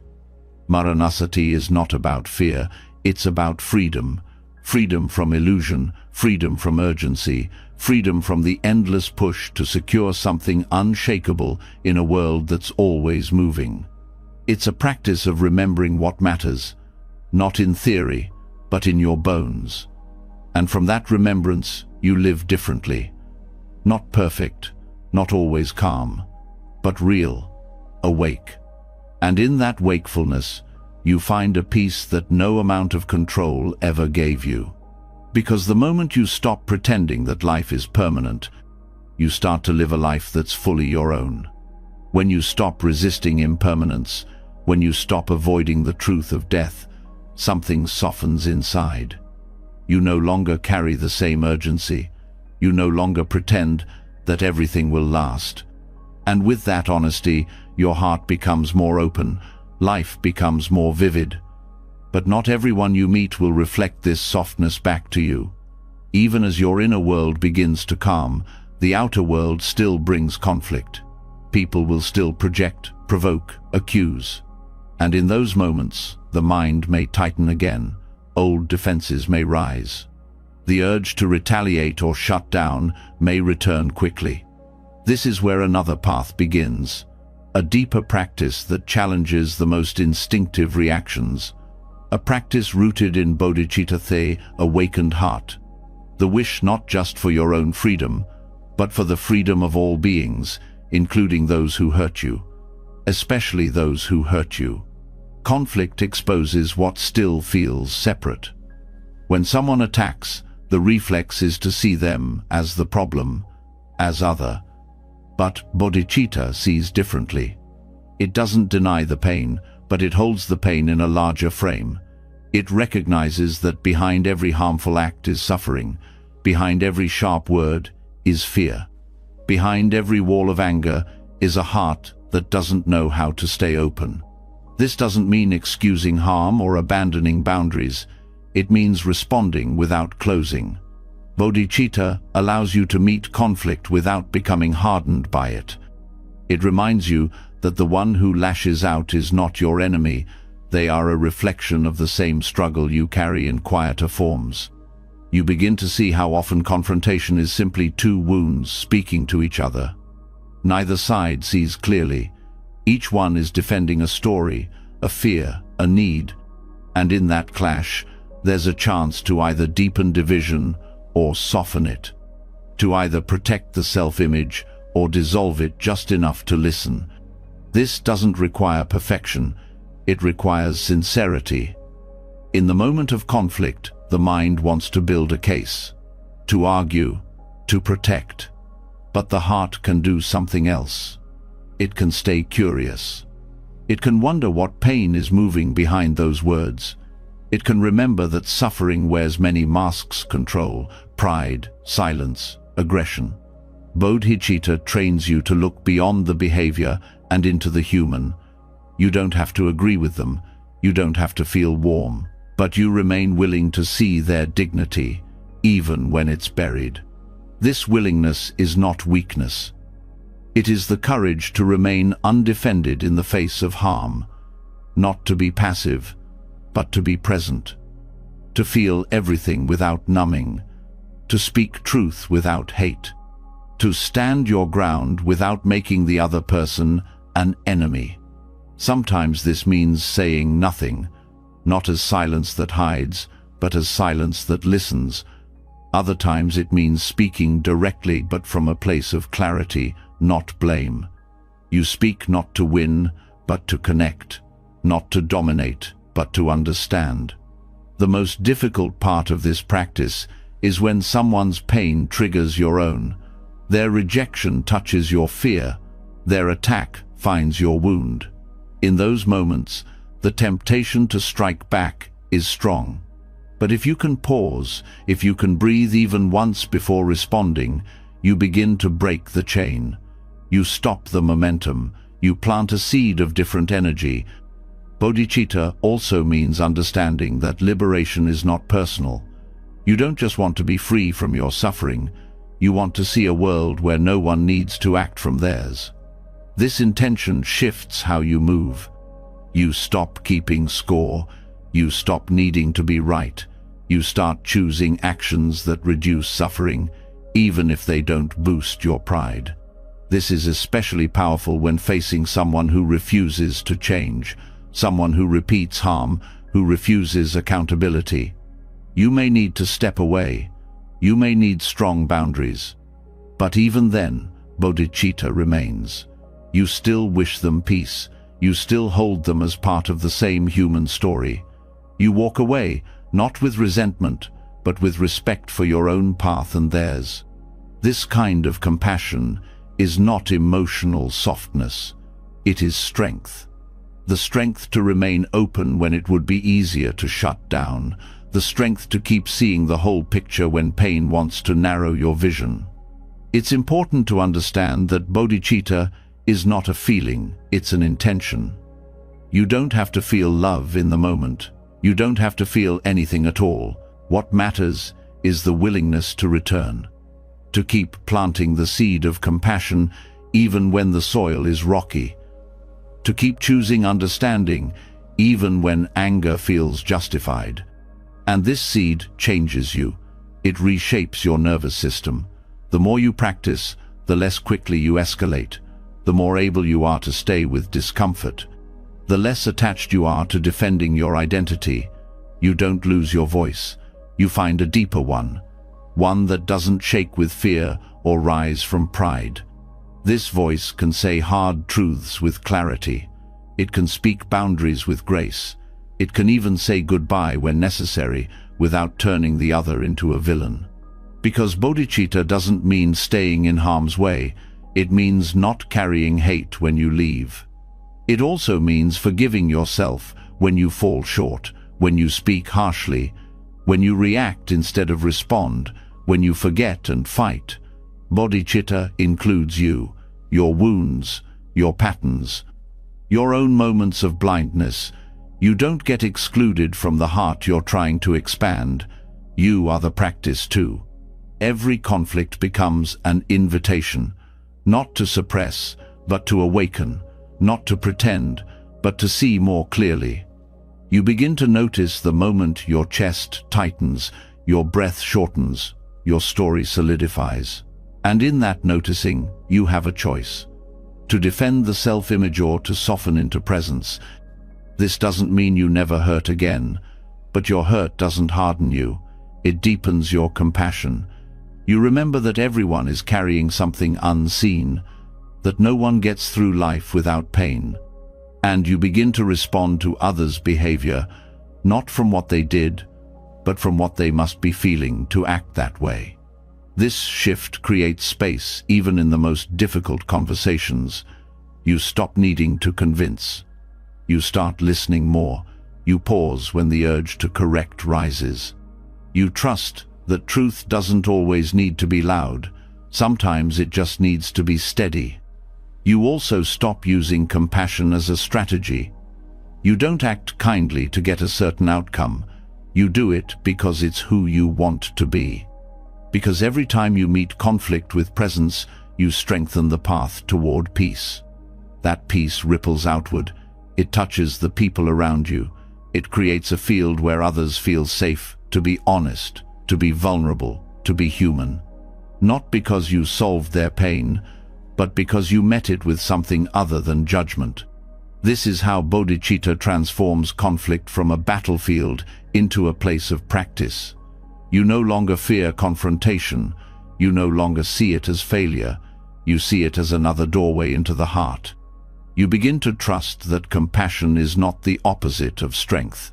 It is strength, the kind that endures, that sees clearly, that holds steady, the kind that refuses to give in to hatred even when it hurts, the kind that keeps showing up not to fix others, but to remain whole in the presence of division. This is the work, quiet, daily, imperfect, but powerful. Because every time you choose to respond with bodhicitta, every time you hold conflict in the light of compassion, you reshape the world, starting from the inside out. Even when compassion grows strong enough to hold conflict, a deeper challenge often follows. You begin to see people hurting. You hear the fear behind their anger, the sorrow beneath their silence. And with that awareness comes the impulse to step in, to rescue, to solve, to ease the discomfort not only for them, but for yourself. You want them to be okay. But if you're not careful, this caring turns into control. What looks like compassion becomes interference, and without realizing it, you begin to resist their pain instead of allowing it. This is where the practice shifts from speaking wisely to learning when not to speak at all. The wisdom of silence isn't passive, it's rooted in presence. In many Buddhist monastic communities, the deepest respect you can offer someone suffering is not advice, it's attention. You don't reach for a solution. You don't try to steer their growth. You sit, you listen, you stay close without crossing the line of their process. This kind of presence dismantles the part of you that needs others to feel better so that you can feel at ease. It exposes how much of what we call helping is actually a desire to fix discomfort we cannot control. When someone is grieving, or angry, or lost, your own discomfort rises, and the instinct is to fix the feeling rather than witness the person, but witnessing is often what's most needed. To truly listen means to stop placing your ideas between the other person and their experience. You don't interpret their pain. You don't make it about what you would do. You don't offer your own story in place of theirs. You simply allow their experience to exist exactly as it is, without shaping it. This restraint is a discipline. You learn to notice the urge to interrupt, to teach, to advise, and you let it pass. You learn to remain steady in the face of emotion without trying to manage it. Not because you don't care, but because you care enough to allow the other person to have their experience in full.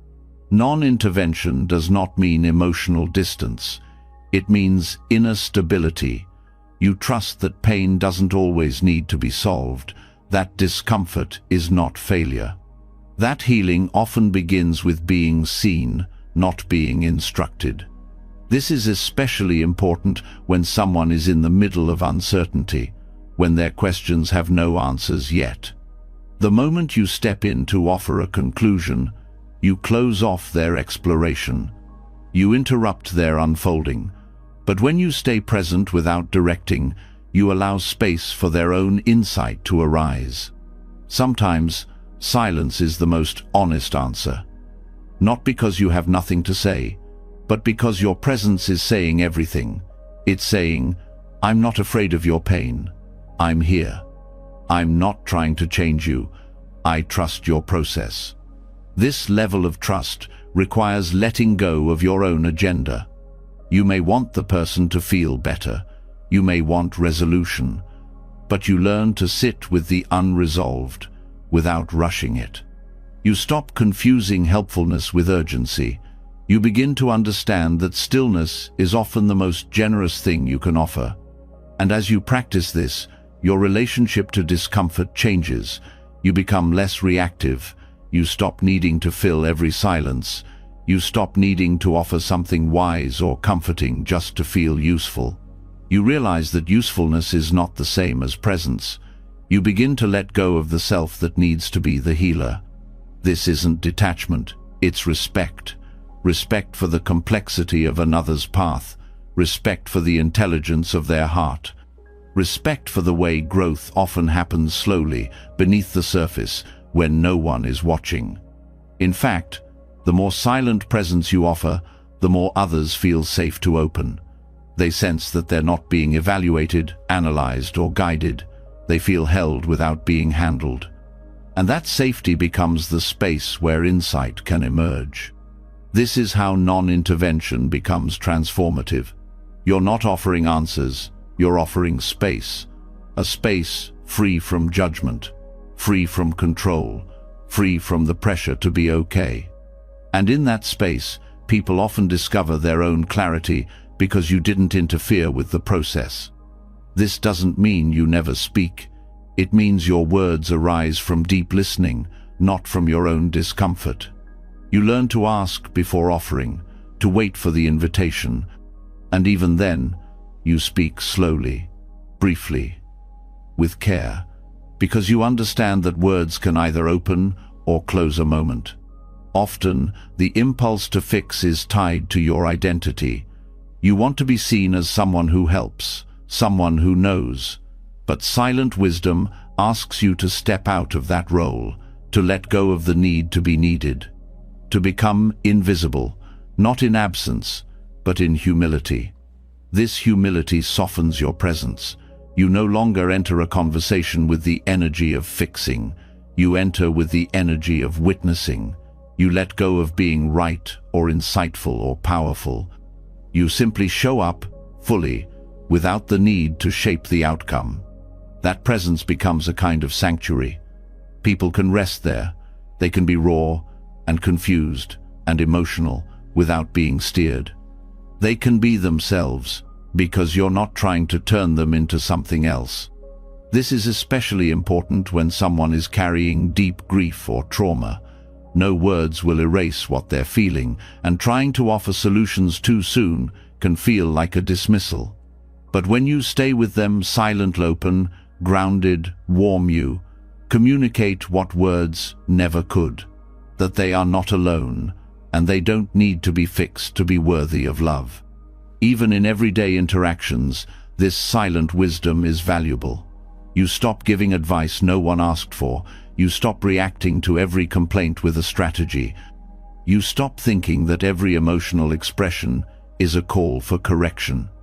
Instead, you listen, not to respond, but to understand. And the more you do this, the more you begin to notice the subtle forms of control you used to rely on. The way you filled space to avoid tension, the way you talked over silence to avoid intimacy, the way you offered solutions to avoid vulnerability. All of that begins to dissolve. You learn that your presence, unforced and unfiltered, is enough. And in learning that, you become more peaceful not only with others, but with yourself. Because when you stop trying to fix everyone else, you stop trying to fix yourself in the same way. You stop pushing your own pain away. You stop rushing your own process. You learn to meet your inner world with the same silent attention you offer others. You begin to trust your unfolding, your own periods of not knowing, your own messy transitions. And that trust becomes your ground. It becomes the foundation of a life that's not built on controlling experience, but on meeting it fully. This is the heart of silent wisdom, the power of not fixing, the strength of allowing, the clarity that comes from stepping back so life can step forward, in others, in you, in every sacred silent space in between. When you stop trying to fix others, when you let go of the pressure to know what to say, what to do, or how to help, something rare begins to happen. You start to meet people and life without needing to define them. That same space you give to others starts opening inside you. The mind begins to relax its grip. The tension that came from needing to be certain, to be right, or to be useful starts to melt. What's left is something soft, spacious, and free, not because you figured it all out, but because you finally stopped trying to. This softening is the essence of what Zen calls don't know mind. It's not confusion, it's not passivity, it's a return to openness. A way of being that releases the demand for answers and learns to rest in curiosity. In everyday life, the mind constantly builds structures to make sense of things. It wants a narrative, a direction, a solution. And when life doesn't fit neatly into those structures, resistance appears, frustration, blame, anxiety. But don't know mind asks a different question. What if you don't need to know? What if peace comes not from clarity, but from letting go of the need for clarity? This teaching doesn't mean you abandon reason or responsibility. It means you stop grasping for certainty where there is none. You start to see that most of what causes mental tension is not what's happening, it's the insistence on interpreting it, judging it, or predicting it. The mind says, this is bad, this shouldn't be happening, I must find an answer. And each of those thoughts tightens the body, narrows perception, blocks presence. When you shift into don't know mind, you still feel those responses, but you don't obey them. You acknowledge that a situation is unclear. You admit that your opinions are incomplete. You hold your conclusions loosely. This looseness is not indecision, it's wisdom. It's knowing that clinging to fixed ideas often causes more harm than the uncertainty itself. In Zen practice, students are often reminded to return to the beginner's mind, the mind that meets each moment without overlaying it with past knowledge, the mind that listens as if for the first time, that sees without assumption, that asks, "What is this?" without rushing to answer. This attitude changes everything. It doesn't remove your intelligence, it removes the filter. The world becomes brighter, people become more real, life becomes less of a puzzle to be solved and more of a mystery to be lived. Mental rigidity comes from needing things to be a certain way. You want plans to work out, people to behave, emotions to stay stable. When they don't, resistance sets in. But in Don't Know Mind, you meet these changes with flexibility. You stay connected to reality as it is, not as you hoped it would be. That connection is not always comfortable, but it's peaceful because it's honest. You also begin to see how often your suffering comes from believing your thoughts. You think something will go wrong, and the body reacts as if it already has. You think someone is judging you, and the tension follows. But Don't Know Mind interrupts that pattern. It says, maybe, maybe not. You stop building a whole story on top of a single assumption. You give space for what's real to reveal itself. This space dissolves conflict. Most arguments are two rigid minds crashing into each other, each sure of their version of truth. But when you enter a disagreement with Don't Know Mind, you listen more. You speak with less attachment. You allow for the possibility that both of you are only seeing part of the picture. That humility opens the door to understanding. It softens defensiveness. It makes space for real dialogue. Even your inner dialogue changes. The part of you that criticizes, judges, and narrates begins to lose its authority. You don't fight those thoughts, you just stop bowing to them. You hear them and say, maybe. And in that simple word, the grip loosens. You start trusting experience more than interpretation, the directness of breath, the simplicity of movement, the honesty of silence. This practice also allows creativity to flourish, because when you stop needing to know how something should go, you open to what could happen. You take risks, you explore, you play. You're not afraid of failure because you're not trying to get it right. You're engaging with life, not performing for it. Don't Know Mind also transforms how you hold the future. The mind loves to predict, plan, and prepare. And while some planning is useful, much of it is driven by fear. The fear that without control you'll fall apart. But what if the opposite is true? What if peace arises precisely when you stop holding on so tightly? When you accept that the future is unknowable, you stop living in fear of it. You meet each day not with a script, but with presence. And from that presence, clarity often comes not through force, but through openness. Even in moments of crisis, this mindset helps. You may not know what to do, but you can stay with the moment. Breathe, feel, act from care instead of panic. The mind may scream for certainty, but your body can stay grounded. Your awareness can remain spacious. This spaciousness is not neutral. It's alive. It allows wisdom to arise. Because the wisest actions rarely come from rigid certainty. They come from stillness, from listening, from the willingness to wait until the next step becomes clear, rather than forcing one. Practicing Don't Know Mind doesn't mean you give up learning. It means you stay humble as you learn. You stop pretending that insight makes you better than others. You stop turning knowledge into armor. Instead, you let every experience be fresh. You stay curious. You let go of needing to be seen as someone who has it all figured out. This is especially important when facing internal challenges. The urge to define yourself, to know exactly who you are, can become another form of resistance. You cling to identities. You label your moods, your habits, your history.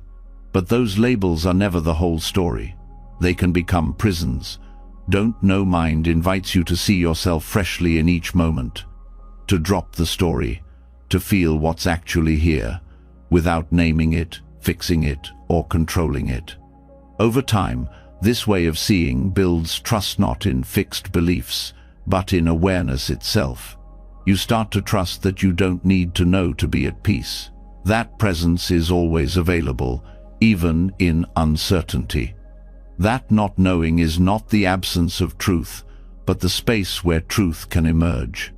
This is a powerful antidote to fear, because fear often disguises itself as the need to know. You think if you can figure it out, you'll feel safe. But the deeper safety comes from letting go, from staying open, from not needing the moment to resolve before you can rest in it. You may notice that when you're deeply present, the question of knowing fades. You're not analyzing, you're experiencing. You're not trying to name the moment you're in it. And in that immediacy, peace arises naturally, not because everything makes sense, but because you've stopped demanding that it should. This doesn't mean you never take action. It means your action is grounded in reality, not in imagined conclusions. You do what's needed without needing to know what happens next. You respond to life as it unfolds, without resisting the parts that don't fit your plan. Eventually, you begin to see that don't know mind is not something you switch on and off. It becomes a way of being, a constant returning to openness, a reminder that peace lives not in certainty, but in presence, not in control, but in connection. And in that connection, you find something even deeper than peace. You find freedom, the freedom to meet life without armor, the freedom to feel without fear, the freedom to live without always knowing what comes next and not needing to. Letting go of the need to know brings you closer to life as it is, not as you expect it to be. You stop grasping for control. You begin to rest in the openness that allows growth without resistance. But even in that openness, life brings challenges. Even when the mind is still, the world keeps moving. You lose something.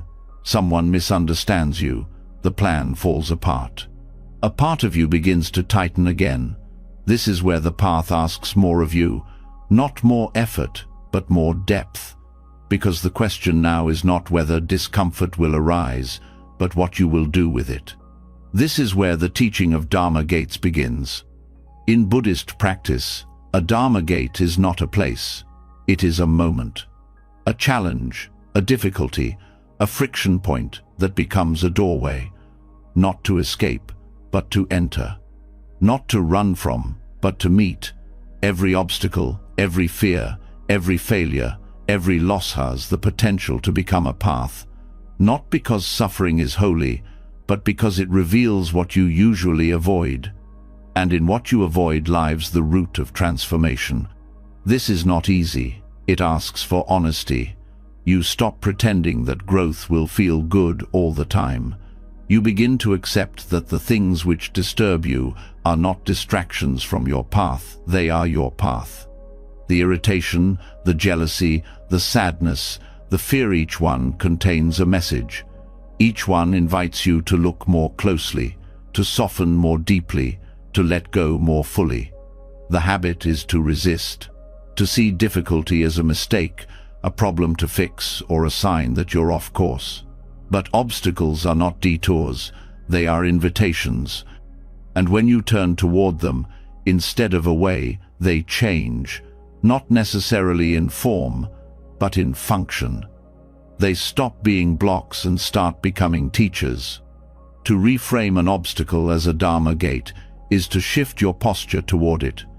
You ask, what is this showing me about myself? What attachment is being touched? What belief is being exposed?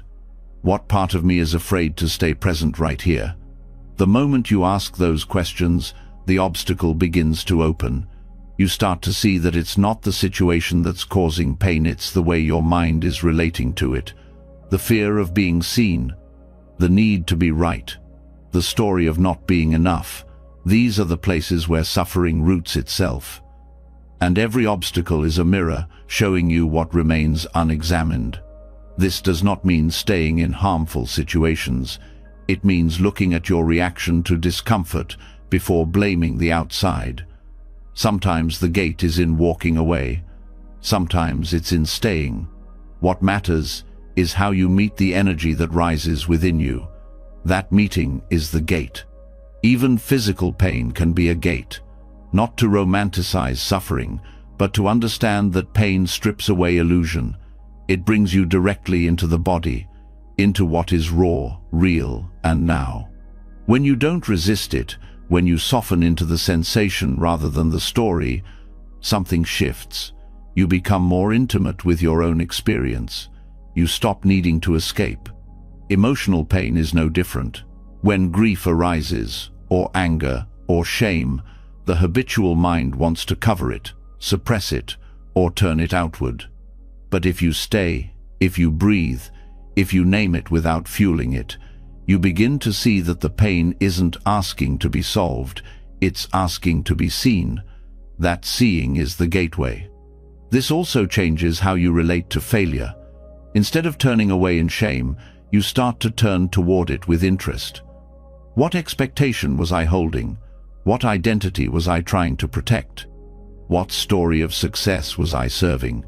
You begin to learn not from outcomes, but from your inner patterns. The obstacle becomes instruction. You also begin to notice that some gates repeat.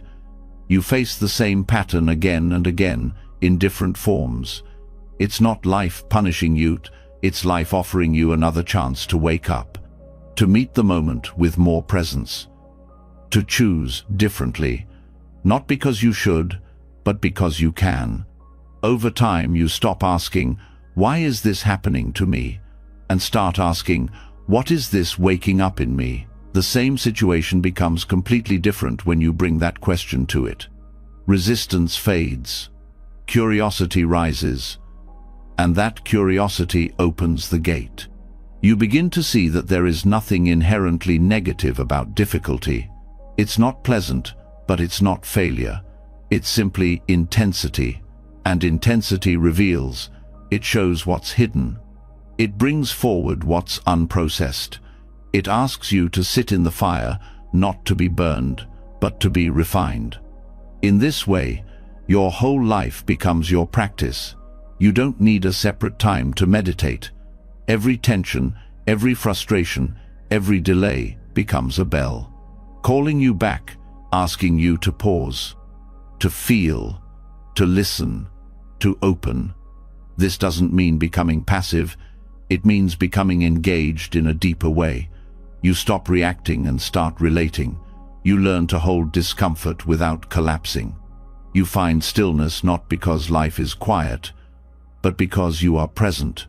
Even relationships become Dharma gates, especially the hard ones.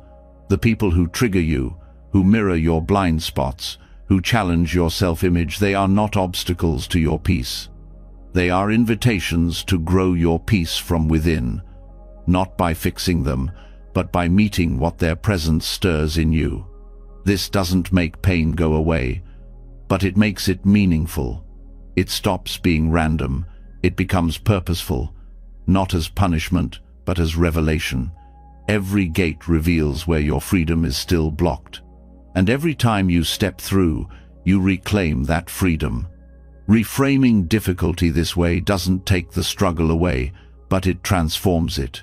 It gives you agency, not over the world, but over your inner posture. You can't always choose what happens, but you can choose how you hold it, whether you see it as something to survive or something to learn from. And when you see it as learning, you stop being afraid of challenge. You start to trust your capacity to meet life. Not because you're perfect, but because you're willing to stay open, willing to be uncomfortable, willing to grow.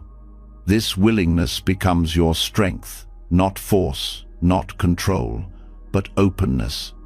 You become someone who can move through life without needing it to be easy, because you know that even in hardship, something sacred is possible, a deepening, a clarity, a return to what matters.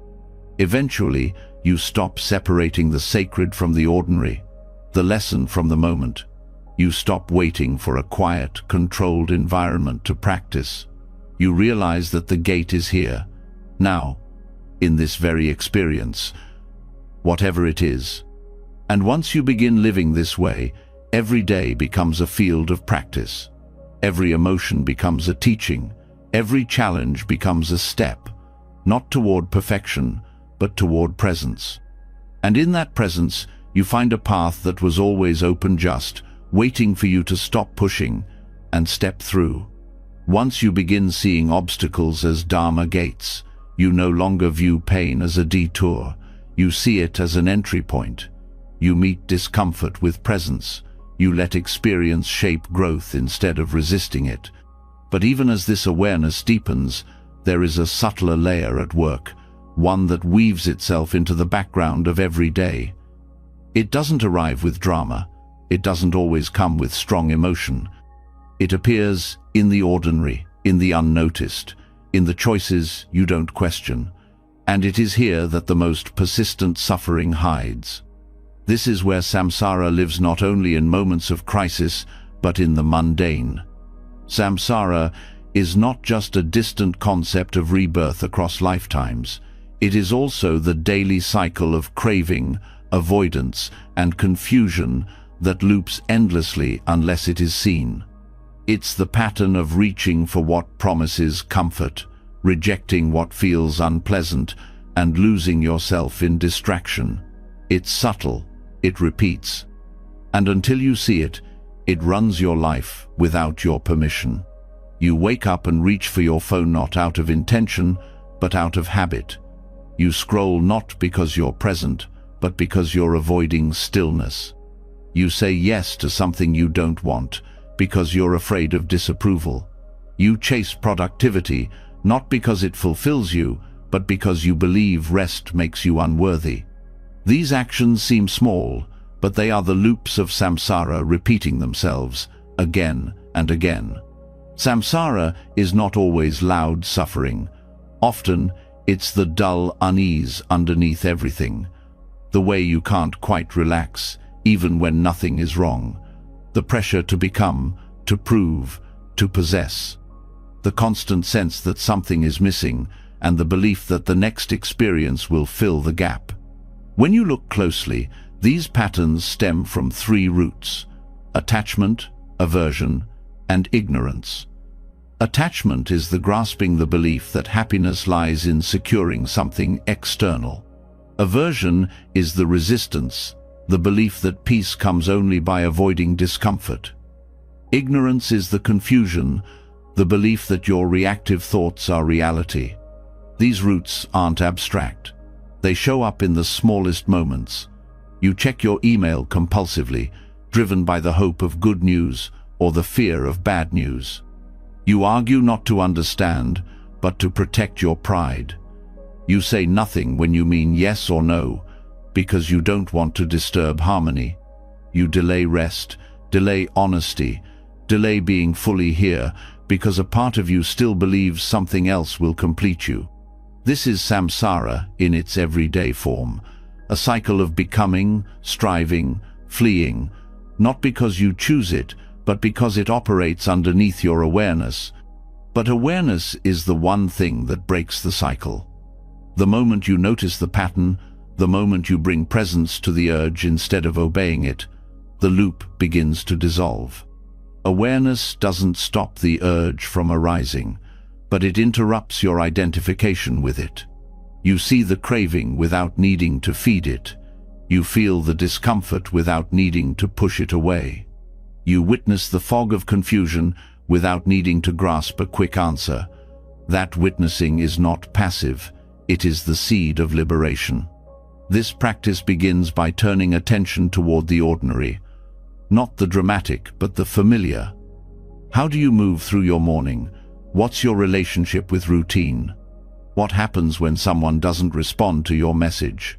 Where does your mind go when you're alone, when you're praised, when you're ignored? These are the places where samsara hides.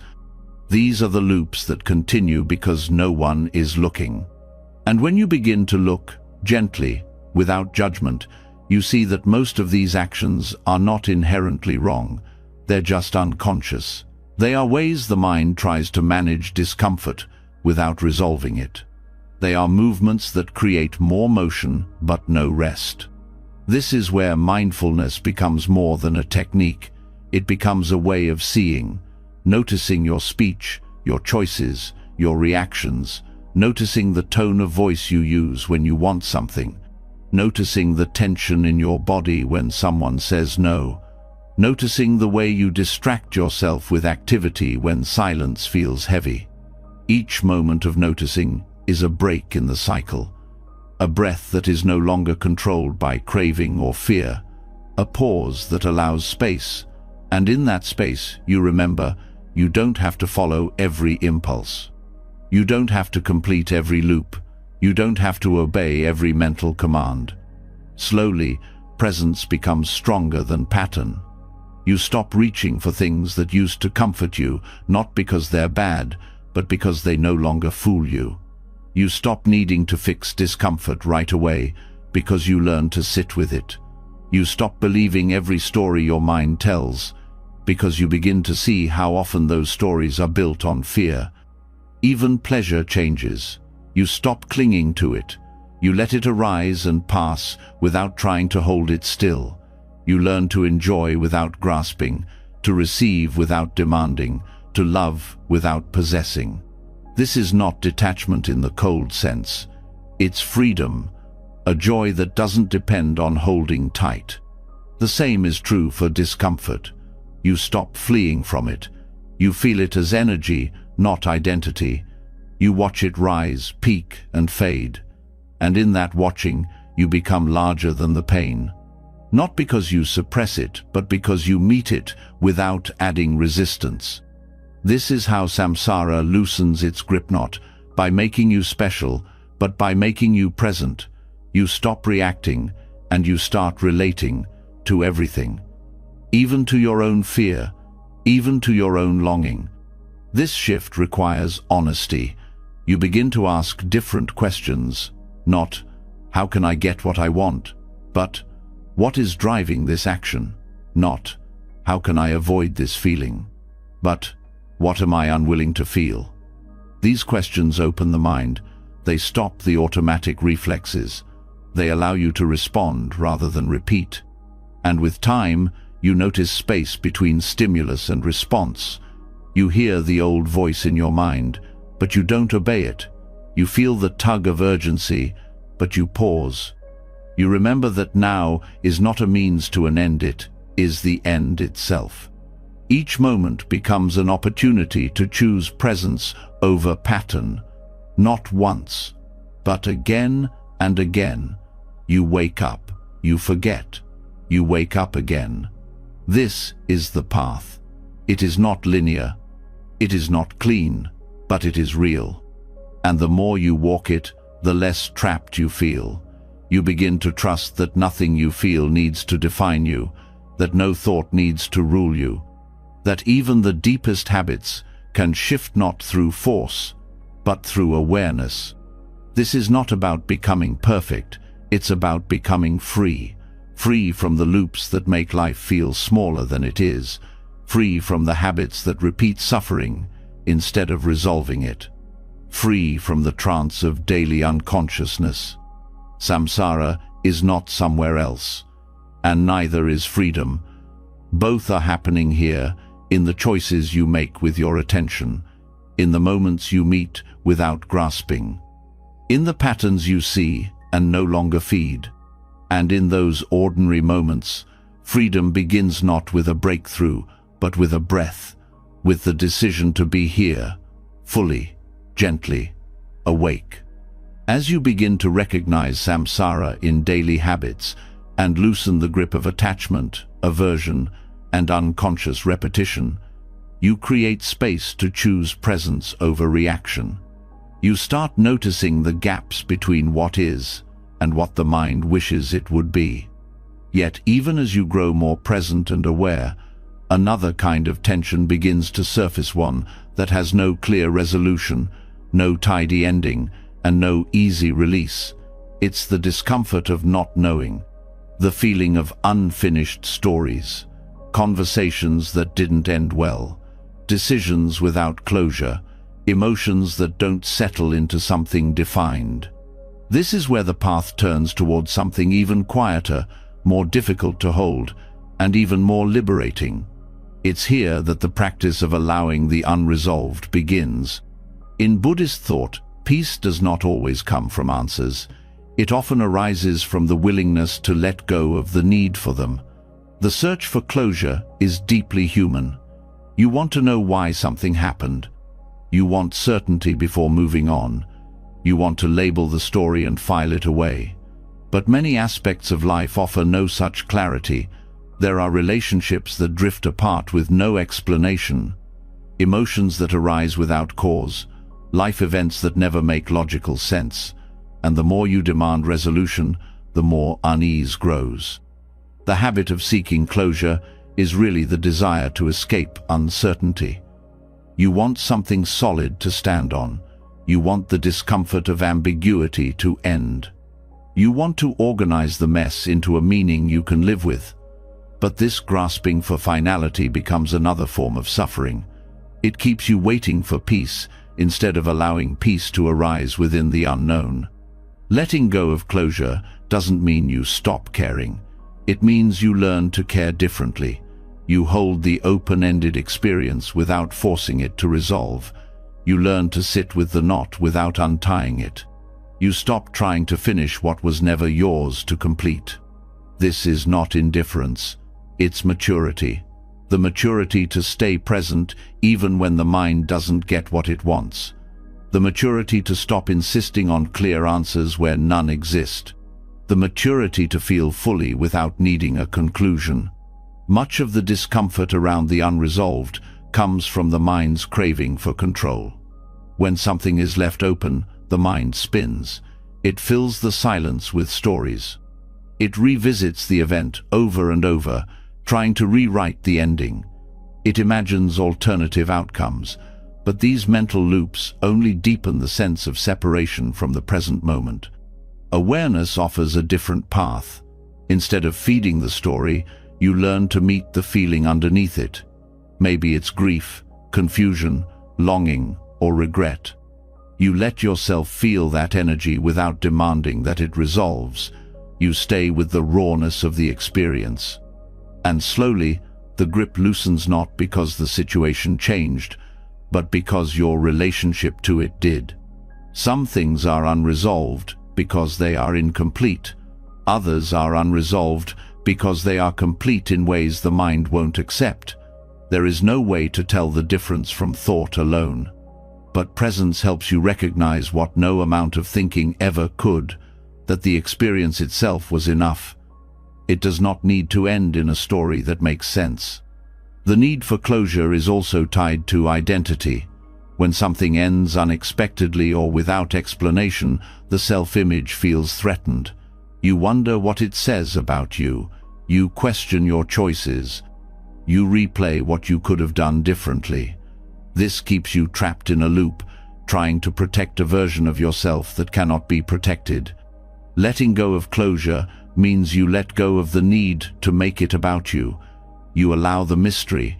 You allow that some people leave without answers, that some emotions rise without meaning, that some phases of life dissolve without a final word. And rather than resisting, you learn to breathe within the unknown. This is a profound shift. It changes how you relate to the past.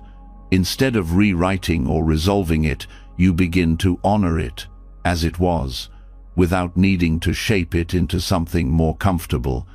You acknowledge that life is not a narrative with a clean assets, a field of unfolding moments, some complete, others not.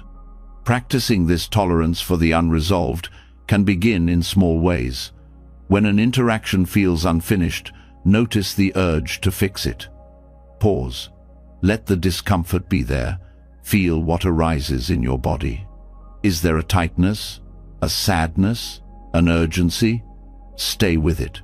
Let it pass through. Don't rush to send the text, to ask for explanation, to make it right. Stay with the energy that's already here. Over time, this teaches you that not every moment needs to be closed. Some things are better left open, like a window that lets air move through. The openness itself becomes the healing. It gives space for new insight, new feelings, new layers of growth to emerge. This also applies to emotions.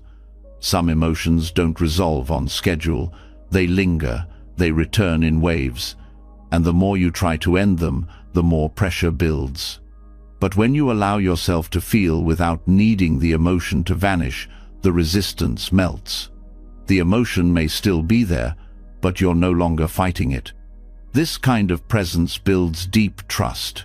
Trust in life's unfolding, trust in your capacity to meet it, trust that you don't need every question answered to move forward, that you don't need full understanding to rest in peace.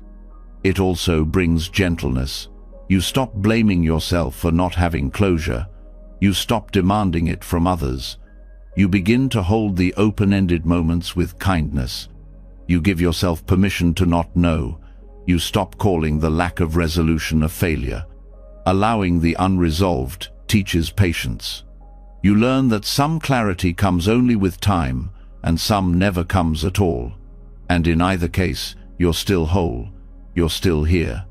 You're still allowed to keep living, loving, and growing without tying every loose end. There's a kind of freedom that comes from letting go of resolution. You begin to see that the moment is not less valid just because it lacks a conclusion. You allow space for mystery, for complexity, for the sacredness of not knowing. This becomes a new way of being. You meet life as it comes, not as you planned. You stop trying to shape every moment into a conclusion. You stay open, even when things don't make sense. And in that openness, peace begins to arise not from certainty, but from surrender. You learn to hold the silence between words, the pauses between phases, the spaces where nothing is decided. You begin to appreciate the beauty of questions that stay open, and that appreciation becomes a form of healing, a way of making peace with life, exactly as it is unfinished, mysterious, and deeply alive. Allowing the unresolved to exist without forcing answers opens the heart in unexpected ways. It teaches patience, trust, and the deep understanding that peace doesn't come from closure, it comes from presence. But even as this presence deepens, another pattern may quietly emerge. It often wears the mask of care. It speaks in the language of kindness. It seems noble and selfless. Yet beneath it lives a form of resistance, the urge to fix someone else's pain, so you don't have to feel your own discomfort in witnessing it. This is where the subtle art of compassion without rescue begins. To care for someone without needing to rescue them is one of the most difficult and sacred aspects of spiritual maturity. It asks you to show up fully, to remain present with suffering, not just your own, but the suffering of others, without grabbing for control. It challenges the belief that love means solving, that presence requires action, that support is only real when it looks like intervention. Often, what we call helping is an unconscious attempt to relieve our own anxiety. We see someone in pain and feel immediately responsible. We step in with advice, solutions, or emotional labor, not only because we care, but because we are uncomfortable with what we're witnessing. We want to move the pain, redirect it, tidy it. But in doing so, we may unknowingly bypass the very experience that needs to be held. To hold suffering without controlling it is to trust the other person's path. It means believing that their pain, however intense, does not require your fixing to become meaningful. It means recognizing the dignity in struggle and not assuming that your role is to remove it. It is trusting the deeper wisdom within them, even when they cannot yet feel it themselves. This kind of compassion is not distant, it is deeply engaged. But it's engagement without intrusion. It is presence that stays rooted even when there's nothing to offer but quiet understanding. It's the choice to stay, to feel, to witness, without making it about your ability to help. You begin to notice when your impulse to help is coming from fear. Fear of watching someone hurt, fear of saying the wrong thing, fear of being seen as uncaring if you don't step in. These fears, left unchecked, become control. The helping becomes about you, not them. And often, what people in pain most need is not your solutions. They need your stillness, your groundedness, your belief in their capacity to move through it. In Buddhist teachings, true compassion is inseparable from wisdom. Wisdom knows that no one can be saved from their own process. Wisdom sees clearly that suffering is not a flaw to fix, but a human experience to hold. Compassion without wisdom leads to burnout, overfunctioning, and attachment to outcome. Wisdom without compassion becomes cold or withdrawn. The path is in their union. When you begin practicing this balance, it can feel unfamiliar. You may feel helpless or even guilty, but the guilt is often a conditioned response to not performing the role of fixer. Society often rewards action over stillness, advice over listening, direction over presence. But spiritual care asks for something deeper than performance. It asks for your being. You sit with someone in pain and say nothing, not because you don't care, but because you care enough not to interrupt what is unfolding. You let their tears come without rushing to wipe them away. You let silence stretch without filling it. You let them be exactly as they are, without pushing for change. This is not passivity. It is a kind of fierce love, the love that believes in their wholeness even in their breaking. This practice also transforms your relationship to boundaries. You no longer offer yourself beyond your capacity. You no longer confuse self-sacrifice with service. You recognize when helping has turned into control, and you step back, not to abandon, but to return to clarity. You may notice how certain relationships rely on your over-functioning. Perhaps you've always been the one who fixes, explains, absorbs. But once you begin to pull back from rescuing, dynamics shift. Some may resist, some may accuse, some may withdraw. This too is part of the process. You are no longer participating in the cycle that keeps them disempowered. You are no longer rescuing them from their own capacity to grow. Compassion without rescue honors sovereignty. It sees the person in front of you not as someone to be saved, but as someone to be seen. It respects their timing, their decisions, even their mistakes. It stands beside them, not above them. And it offers warmth without agenda. In this way, your energy stays clean. You are not drained by their suffering because you are not carrying what isn't yours. You are not overwhelmed because you are not managing their emotional world. You are present, receptive, clear. This presence also has a profound effect on the one being held. When someone feels seen without being fixed, they begin to trust themselves. They begin to listen inward instead of seeking outward. They begin to touch their own clarity, not because it was given to them, but because it was reflected back. You stop being the source of their healing and become a mirror for it, a space where they can hear themselves, where they can feel their pain without being rushed through it. This kind of holding is rare and deeply transformative. It requires that you become comfortable with not knowing what to do, with not having the perfect words, with not getting thanked or acknowledged. Your presence becomes the offering, not your insight, not your solutions, not your ability to soothe, just your willingness to stay. And this willingness must be grounded in your own practice, because to hold suffering without control, you must know how to hold your own pain. You must have met your own fear, your own sadness, your own helplessness without turning away. That inner work becomes the ground from which real compassion grows. Over time, this practice reshapes your understanding of service. You stop seeing yourself as the answer. You become a presence that allows others to find their own. You become someone who trusts the intelligence of pain, the necessity of discomfort, the timing of healing. You begin to feel peace even in the presence of suffering, not because it stops hurting, but because you're no longer resisting it. You are no longer trying to force change before readiness. You are no longer inserting yourself where only stillness belongs. This is not detachment. It is devotion without possession, love without strategy, support without control.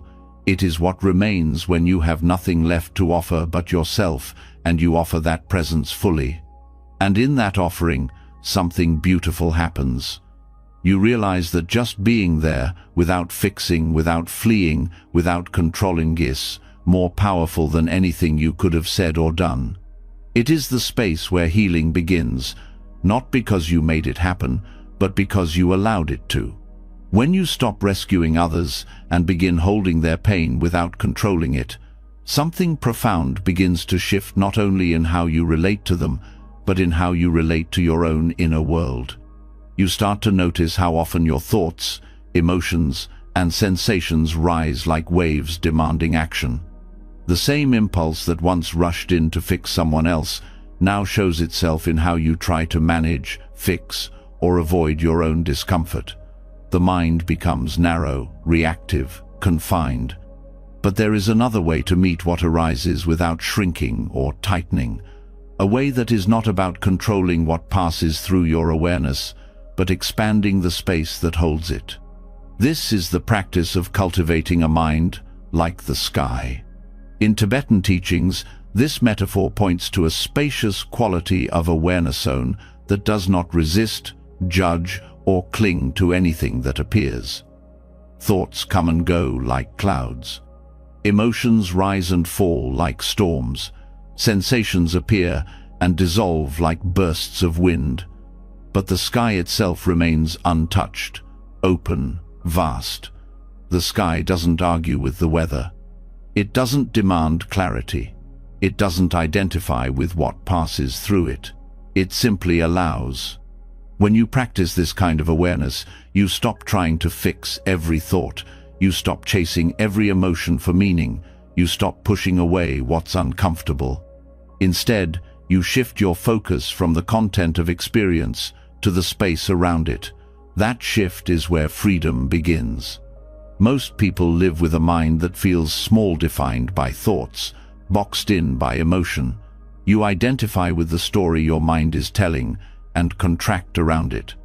If the thought says, "You're not good enough," the body tightens.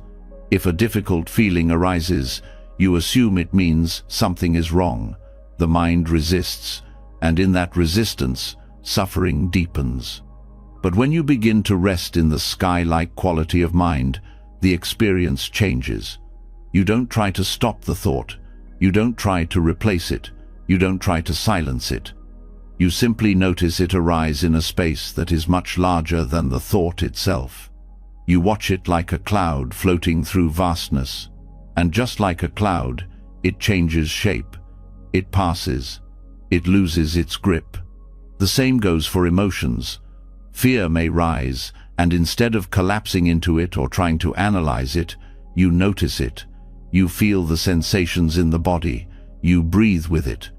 You hold it in open awareness, without shrinking. And slowly, fear becomes energy rather than identity. It doesn't define you, it passes through you. This kind of spaciousness doesn't mean detachment or distance. It means inclusion without entanglement. You include what arises without letting it pull you out of the sky. You don't become the cloud. You remain the space that sees it. This requires training. The default tendency of the mind is to contract around strong experience. It rushes into reaction. It grabs for distraction or explanation. But every time you pause, every time you choose to observe instead of react, you strengthen the capacity to stay open. You build trust in your own awareness. You begin to believe that you can hold whatever arises without falling apart. One way to practice this is through labeling. When a thought arises, simply note it, thinking. When an emotion arises, name it gently. Sadness, anger, joy. You're not analyzing, you're witnessing. You're creating space between awareness and the object of awareness. That space is the sky. Another method is to focus on the breath, not to control it, but to feel it as an anchor within the body. The breath becomes a doorway into presence. And as you stay with it, you begin to notice the mind's habits without following them. You remain still even as thoughts move through. This stability allows you to respond rather than react. It gives you room to choose. The thought of blame may arise, but you don't speak from it. The impulse to shut down may surface, but you don't collapse into it. The discomfort may grow, but you don't flee. You hold steady. You let the weather pass. Spacious awareness also helps you see through illusion. Many thoughts and emotions feel urgent when they appear. They demand attention, interpretation, reaction. But from the sky of awareness, you begin to see how quickly they change, how unreliable they are as guides to truth. What felt like certainty becomes doubt. What felt overwhelming becomes soft. Not because you fixed it, but because you let it move. The sky does not need to manage the clouds. It does not resist the storm. It does not cling to the sun. It receives everything equally, without preference. When you begin to live from this space, you become less caught in comparison, less pulled by craving, less paralyzed by fear. You begin to live with ease, not because life is easier, but because you are no longer resisting every shift. This does not make you passive. It makes you clear. You still take action. You still speak, choose, create. But your action comes from space, not reactivity. It comes from clarity, not compulsion. You move with the flow of things rather than against them. Over time, you begin to experience yourself differently. You are not your thoughts. You are not your pain. You are not your confusion. You are the space that sees, the awareness that includes, the openness that holds. Even joy becomes more sustainable, not because it lasts longer, but because you're not clinging to it. You enjoy it as it passes through, like sunlight moving across the sky. You know it will change, and that knowing lets you savor it more deeply. Spaciousness also reveals what lies beneath thought. When the chatter quiets, even for a moment, there is something still, clear, and kind beneath it. Not a voice, not a concept, but a felt sense of being. That sense is not touched by storms. It doesn't need protection. It doesn't need validation. It simply is. This is the heart of sky-like mind, not a technique, but a way of being, a willingness to stop contracting, a willingness to rest in what is, a recognition that resistance is optional and that peace does not require control, it requires openness. The more you return to this awareness, the less you fear experience. You stop bracing against discomfort. You stop grasping at certainty. You stop narrowing your life into only what feels manageable. You let it all come, and in that letting, you become more free. Freedom doesn't come from perfecting the mind. It comes from realizing that you are not the mind's contents. You are the space that allows them, the sky that welcomes clouds and still remains vast, still remains open, still remains untouched.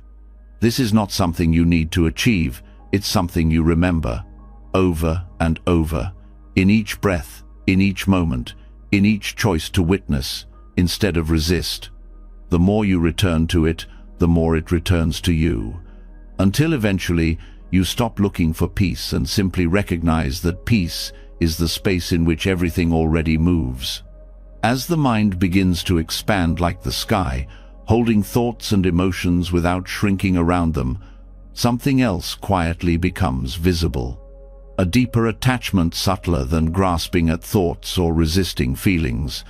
It's the attachment to the one who is experiencing them, the sense of self who reacts, who owns, who narrates. The identity that says this is happening to me, or this says something about who I am. Even when thoughts are let go and emotions are allowed to pass, this core belief often remains untouched. The belief in a fixed self, a solid me. But this too can be released. In Buddhist teachings, this insight is known as anatta, the truth of non-self.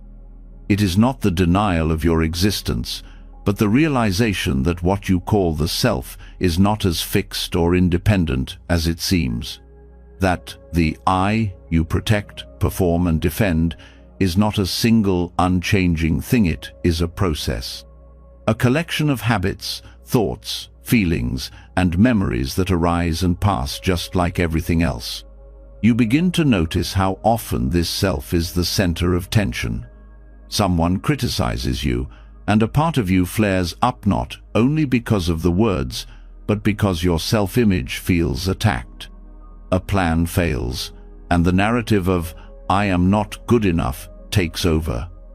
You succeed, and the mind rushes to strengthen the identity of being valuable. The self keeps rearranging itself to maintain a consistent story, but the story is never complete, and it always needs protecting. Letting go of this identity doesn't mean becoming empty or disconnected. It means loosening the need to constantly define yourself. It means no longer filtering every experience through the lens of who you think you are or who you think you should be. It means resting in what is here without layering it with interpretation. You start to see that many reactions are not responses to reality, but to the story the self is telling. The embarrassment isn't in the moment, it's in how the mind says, "Others now see you." The fear isn't in the situation, it's in the imagined threat to your identity. The craving isn't for the object, it's for the validation it promises. Once you begin to recognize these patterns, you stop taking them so personally. You see that your thoughts about yourself are just more thoughts, that your roles are temporary, that your preferences, habits, opinions, and even memories shift over time. There is no single thing you can point to and say, "This is me." What you are is unfolding, fluid, dependent on countless conditions. This realization can be unsettling at first. The self gives a feeling of stability, of knowing where you end and the world begins. But it also creates pressure. You always have to defend it, explain it, hold it together. Letting go is not a loss, it's a release. The relief of not needing to perform. With practice, this loosening creates a kind of spaciousness. You stop needing to win arguments to preserve your identity. You stop needing to be seen in a certain way. You stop reacting to feedback as if it were a personal threat. You start living more lightly, not because you don't care, but because you no longer live inside a story that constantly needs confirmation. This doesn't mean you lose your individuality. It means you no longer mistake the story for the whole truth. You may still feel, choose, speak, create, but with less tension, less defense, more fluidity. You become like water, responsive, not reactive, present, not defined. In daily life, this looks like noticing when the self contracts, when it says, "I can't let them think that about me," or "I have to prove myself," or "this always happens to me." Each of these thoughts is a chance to pause, to recognize that they're based on identity, not reality. And in that pause, there is space. Space to let the thought pass, to stay with the breath, to respond from awareness, not identity. Relationships change as well. When you're no longer building a self through comparison or validation, you stop needing others to confirm your worth. You listen more, you argue less. You let people be as they are, without needing their behavior to reflect something about you. This is not detachment, it's connection without ego, care without control. Even your relationship with the past softens. You stop needing to keep the story coherent. You stop clinging to what you've been or fearing what that means for who you are.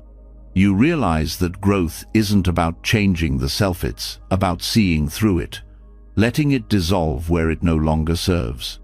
This insight is not a belief to adopt, it is something to experience directly, and it's felt most clearly in moments of quiet, when the mind slows, when identity isn't being reinforced, when you are simply present, aware, without commentary.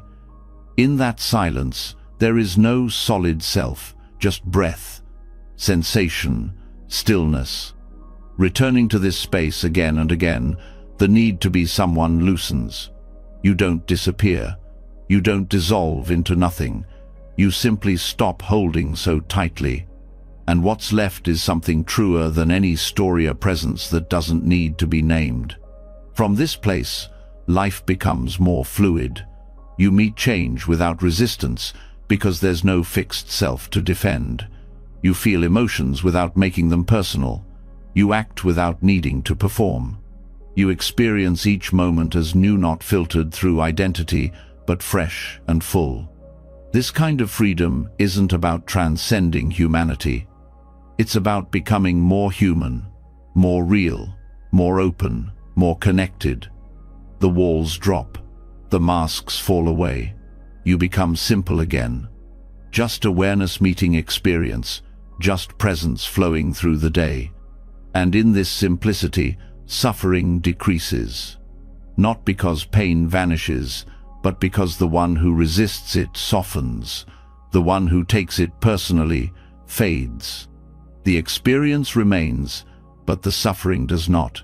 You feel more, but you struggle less. This is the quiet gift of anatta, the relief of not being trapped in a fixed self, the joy of not needing to be anything but here, the freedom of letting life unfold without writing your name across every page. You stop being the center of every scene, and in that shift, life becomes wide again, full, gentle, alive. As the sense of a fixed self begins to loosen, the struggle to constantly defend, define, and preserve your identity starts to dissolve. You no longer react from the fear of losing control over who you think you are. Instead, there's more space to meet life with openness. But even as identity softens, there's another challenge that often arises. Without the need to cling to a solid me, the question becomes, how do you act? How do you engage with life? If you no longer operate from a fixed narrative, how do you find the balance between doing and letting go, between showing up and surrendering? This is where the middle way becomes essential. The middle way is one of the most foundational teachings in Buddhism, but it's often misunderstood as neutrality or compromise. In truth, it's far more alive than that. It is a dynamic, moment-to-moment discernment, a living balance between extremes. It is the art of knowing when to act and when to let go, when to apply effort and when to release control, when to speak and when to stay silent. It is not status, it flows with the conditions of the moment, always rooted in awareness. The two extremes it avoids are control and passivity. Control tries to dominate life. It operates from fear, clinging, and resistance. It wants things to unfold a certain way and resists any deviation. It tries to force outcomes, manage others' emotions, and avoid uncertainty. On the other side, passivity pulls away from responsibility. It pretends that surrender means checking out. It masks disengagement as peace. It withholds effort not from wisdom, but from avoidance. Both extremes create suffering. Control exhausts you. It tightens the body, narrows the mind, and burns out the heart. You begin to believe that if you stop holding everything together, it will all fall apart. But in this grasping, you lose connection with the present. You become trapped in managing what cannot be managed. Every moment feels like a problem to solve, not an experience to meet. Passivity, on the other hand, numbs you. It hides behind phrases like, "it doesn't matter," or "whatever happens, happens," when in fact there is still fear underneath. Fear of failure, fear of responsibility, fear of showing up fully. So you withdraw. But passivity isn't peace, it's retreat. It may look calm, but it leaves you disconnected from your own potential to respond with care and purpose. The middle way offers something entirely different. It teaches that wisdom does not live in extremes. It lives in the subtle, changing edge between effort and ease. It lives in presence that listens, then moves accordingly. It is engagement without grasping, surrender without collapse. This kind of balance can only come through direct experience. It's not a belief, it's something you feel in your body. When you're trying too hard, the breath shortens, the muscles tighten. When you're checked out, your energy sinks, your awareness blurs. But when you are aligned with the middle way, there is clarity and responsiveness. There's alertness without anxiety, intention without strain. You start to notice this in small ways. When speaking, are you forcing your point or avoiding it altogether? When making decisions, are you overanalyzing or giving up? When emotions arise, are you clamping down or drifting into indifference? These are the places to return to the middle, not by trying to hit a perfect balance, but by softening into presence and letting the next step emerge from there. The middle way also teaches you to work with your habits gently. Instead of trying to control your tendencies or suppress them, you bring awareness to them. You watch their pattern, you feel their momentum, and from that awareness you begin to shift. Not by fighting yourself, but by inviting a different way. This path honors both discipline and rest, both strength and tenderness. It knows there is a time to stand firm and a time to yield. It teaches that letting go is not the same as giving up, and that showing up is not the same as control. In daily life, this means approaching each task with full presence, but without clinging to results. You clean the house not to achieve perfection, but to care for your space. You have a difficult conversation not to fix someone, but to connect honestly. You meditate not to reach a goal, but to return to awareness. And when outcomes don't match your hopes, you meet that too, from the middle. You feel the disappointment, but you don't collapse. You notice the urge to blame, but you don't feed it. You stay with what is, gently adjusting, letting go where needed, re-engaging where wise. The middle way is not a rigid middle point between two poles. It's not 50% action and 50% surrender. It is about seeing clearly what is needed now, in this moment, with these conditions. Sometimes that means fierce action, sometimes it means deep rest. What matters is that it comes from awareness, not fear or habit.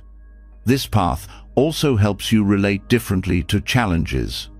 When something difficult arises, control tries to fix it immediately, and passivity tries to avoid it. But the middle way meets it with curiosity. It asks, what's needed here? What can be done with care? What can be released?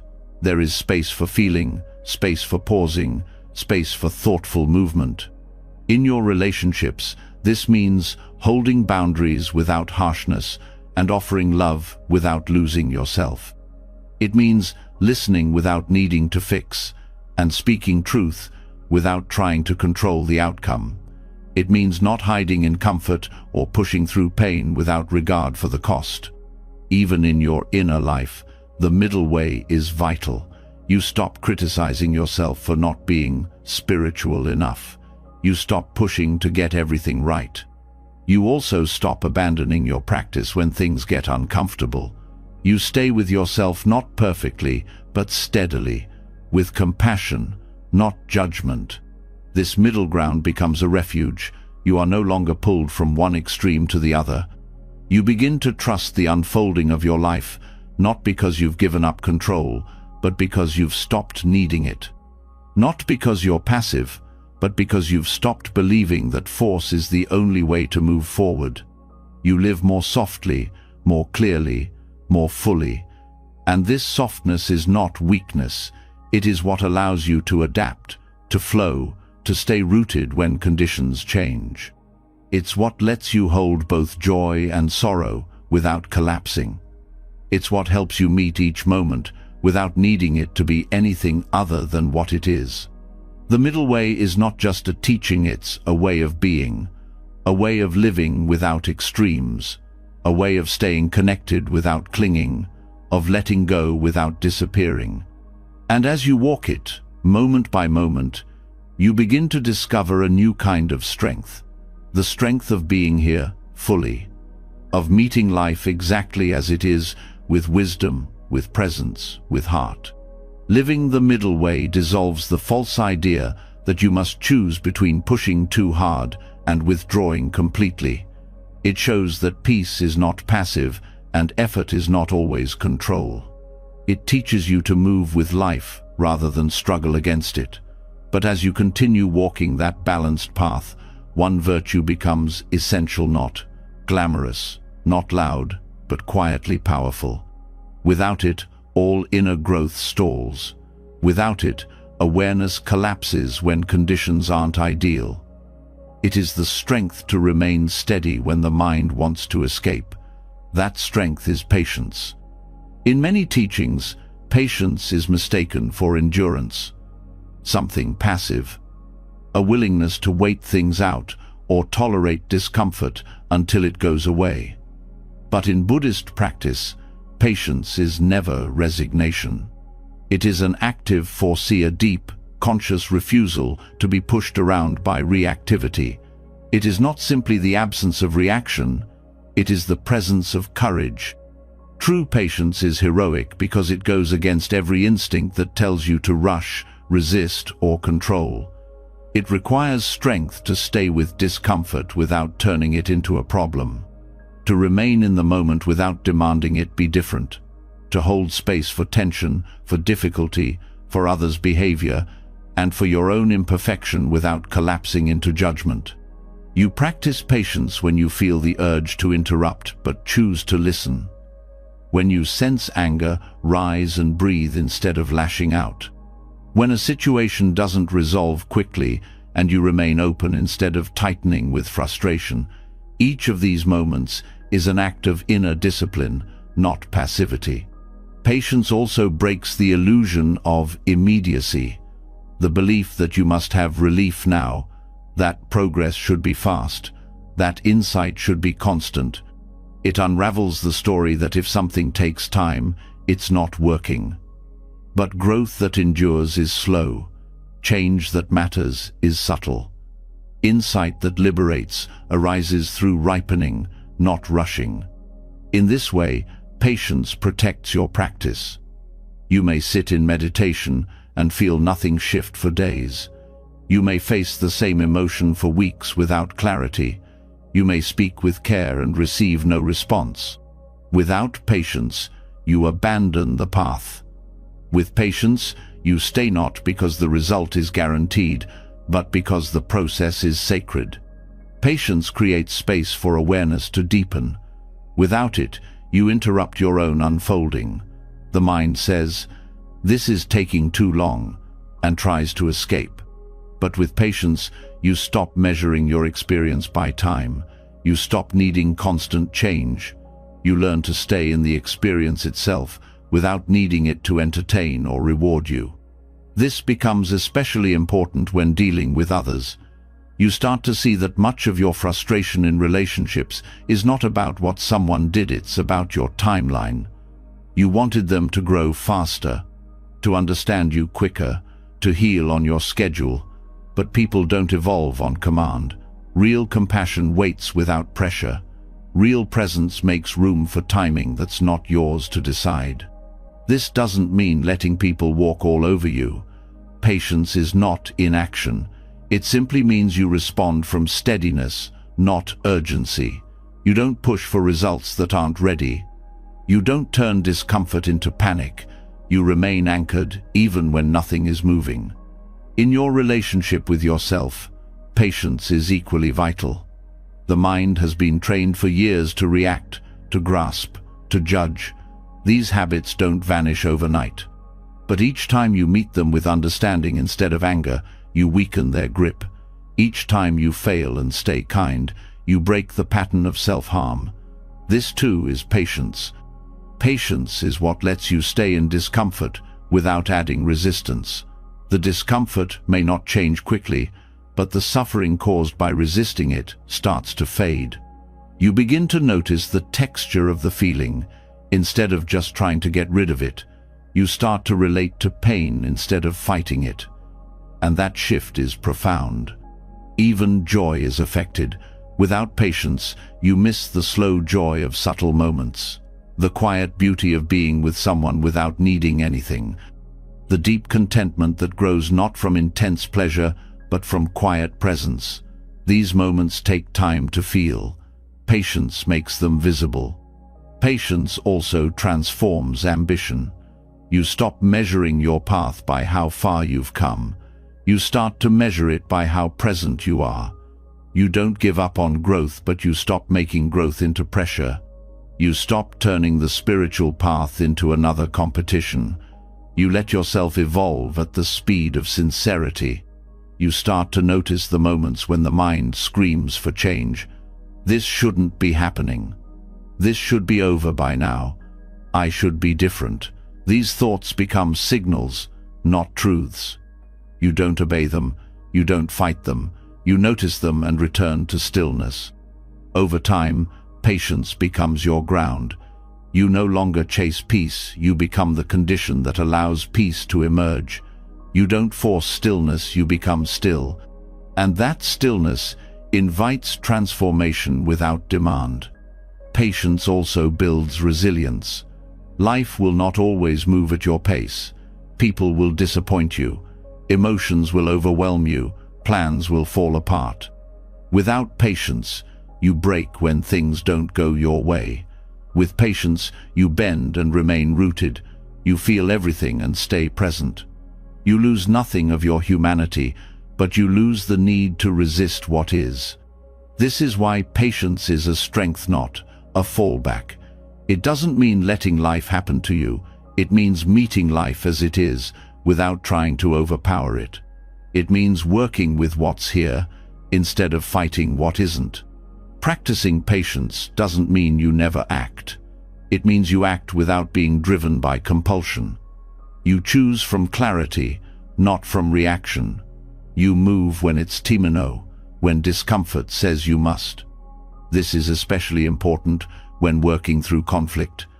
The mind wants resolution, the body tenses around it. But sometimes resolution takes time, or doesn't come.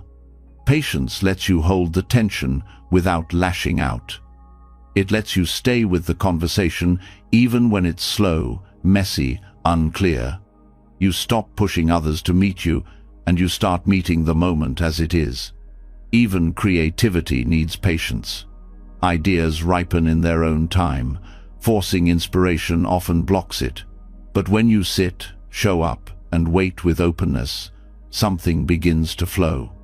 Not because you controlled it, but because you created the conditions for it to appear. In all things, patience becomes your anchor. You move from urgency to presence, from demand to trust, from control to care. And that care extends to everything you touch. You no longer rush people through their process. You no longer force yourself into clarity. You walk at the speed of trust. You let the moment speak before deciding what it means. Patience is a quiet power. It doesn't shout, it doesn't push, but it never gives up. It stays when others leave. It returns when others rush ahead. It remains soft when the world turns hard. And in that staying, something in you begins to grow roots. With those roots, nothing can uproot you. Not confusion, not pain, not time, because you are no longer rushing to get somewhere else. You are fully here, in the middle of the process, and that is enough. This is the strength of patience, not as a fallback, but as a force that holds everything together when it seems like it's falling apart. A force that allows healing, understanding, and growth to happen not on your timeline, but on life's. And that, in the end, is where real freedom begins. You've now walked through a journey. Most people spend a lifetime avoiding the journey of letting go, not as defeat, but as awakening. You've met the wisdom that lives beneath resistance. You've seen how craving, fear, and control keep suffering alive, and how softening into reality as it is opens the door to peace. You've explored how striving blinds us, how expectations entangle us, how identity locks us in place. You've learned that simplicity brings clarity, that emotions can pass like weather, and that not knowing isn't a weakness, it's a portal to freedom. You've discovered how even death, conflict, and the unresolved can become teachers. That compassion doesn't always mean fixing, and that patience isn't waiting, it's strength in stillness. You've learned that life doesn't need to be resisted, controlled, or perfected. It needs to be met breath by breath with presence. That true freedom isn't found in changing everything. It's found in no longer needing to. Now, as you drift into rest, let this truth settle into your body. You don't have to struggle to be whole. You don't have to solve everything before peace arrives. You are already home, in this moment, just as it is. If this touched something in you, share one lesson you're taking with you in the comments. Let's build a space where others can see your reflection and remember their own. And if this content helps you, return to your subscribe and tap the bell so you never miss a chance to wake up gently, one mindful moment at a time. Rest well, friend. The path is not somewhere else. It's here, and now it walks with you.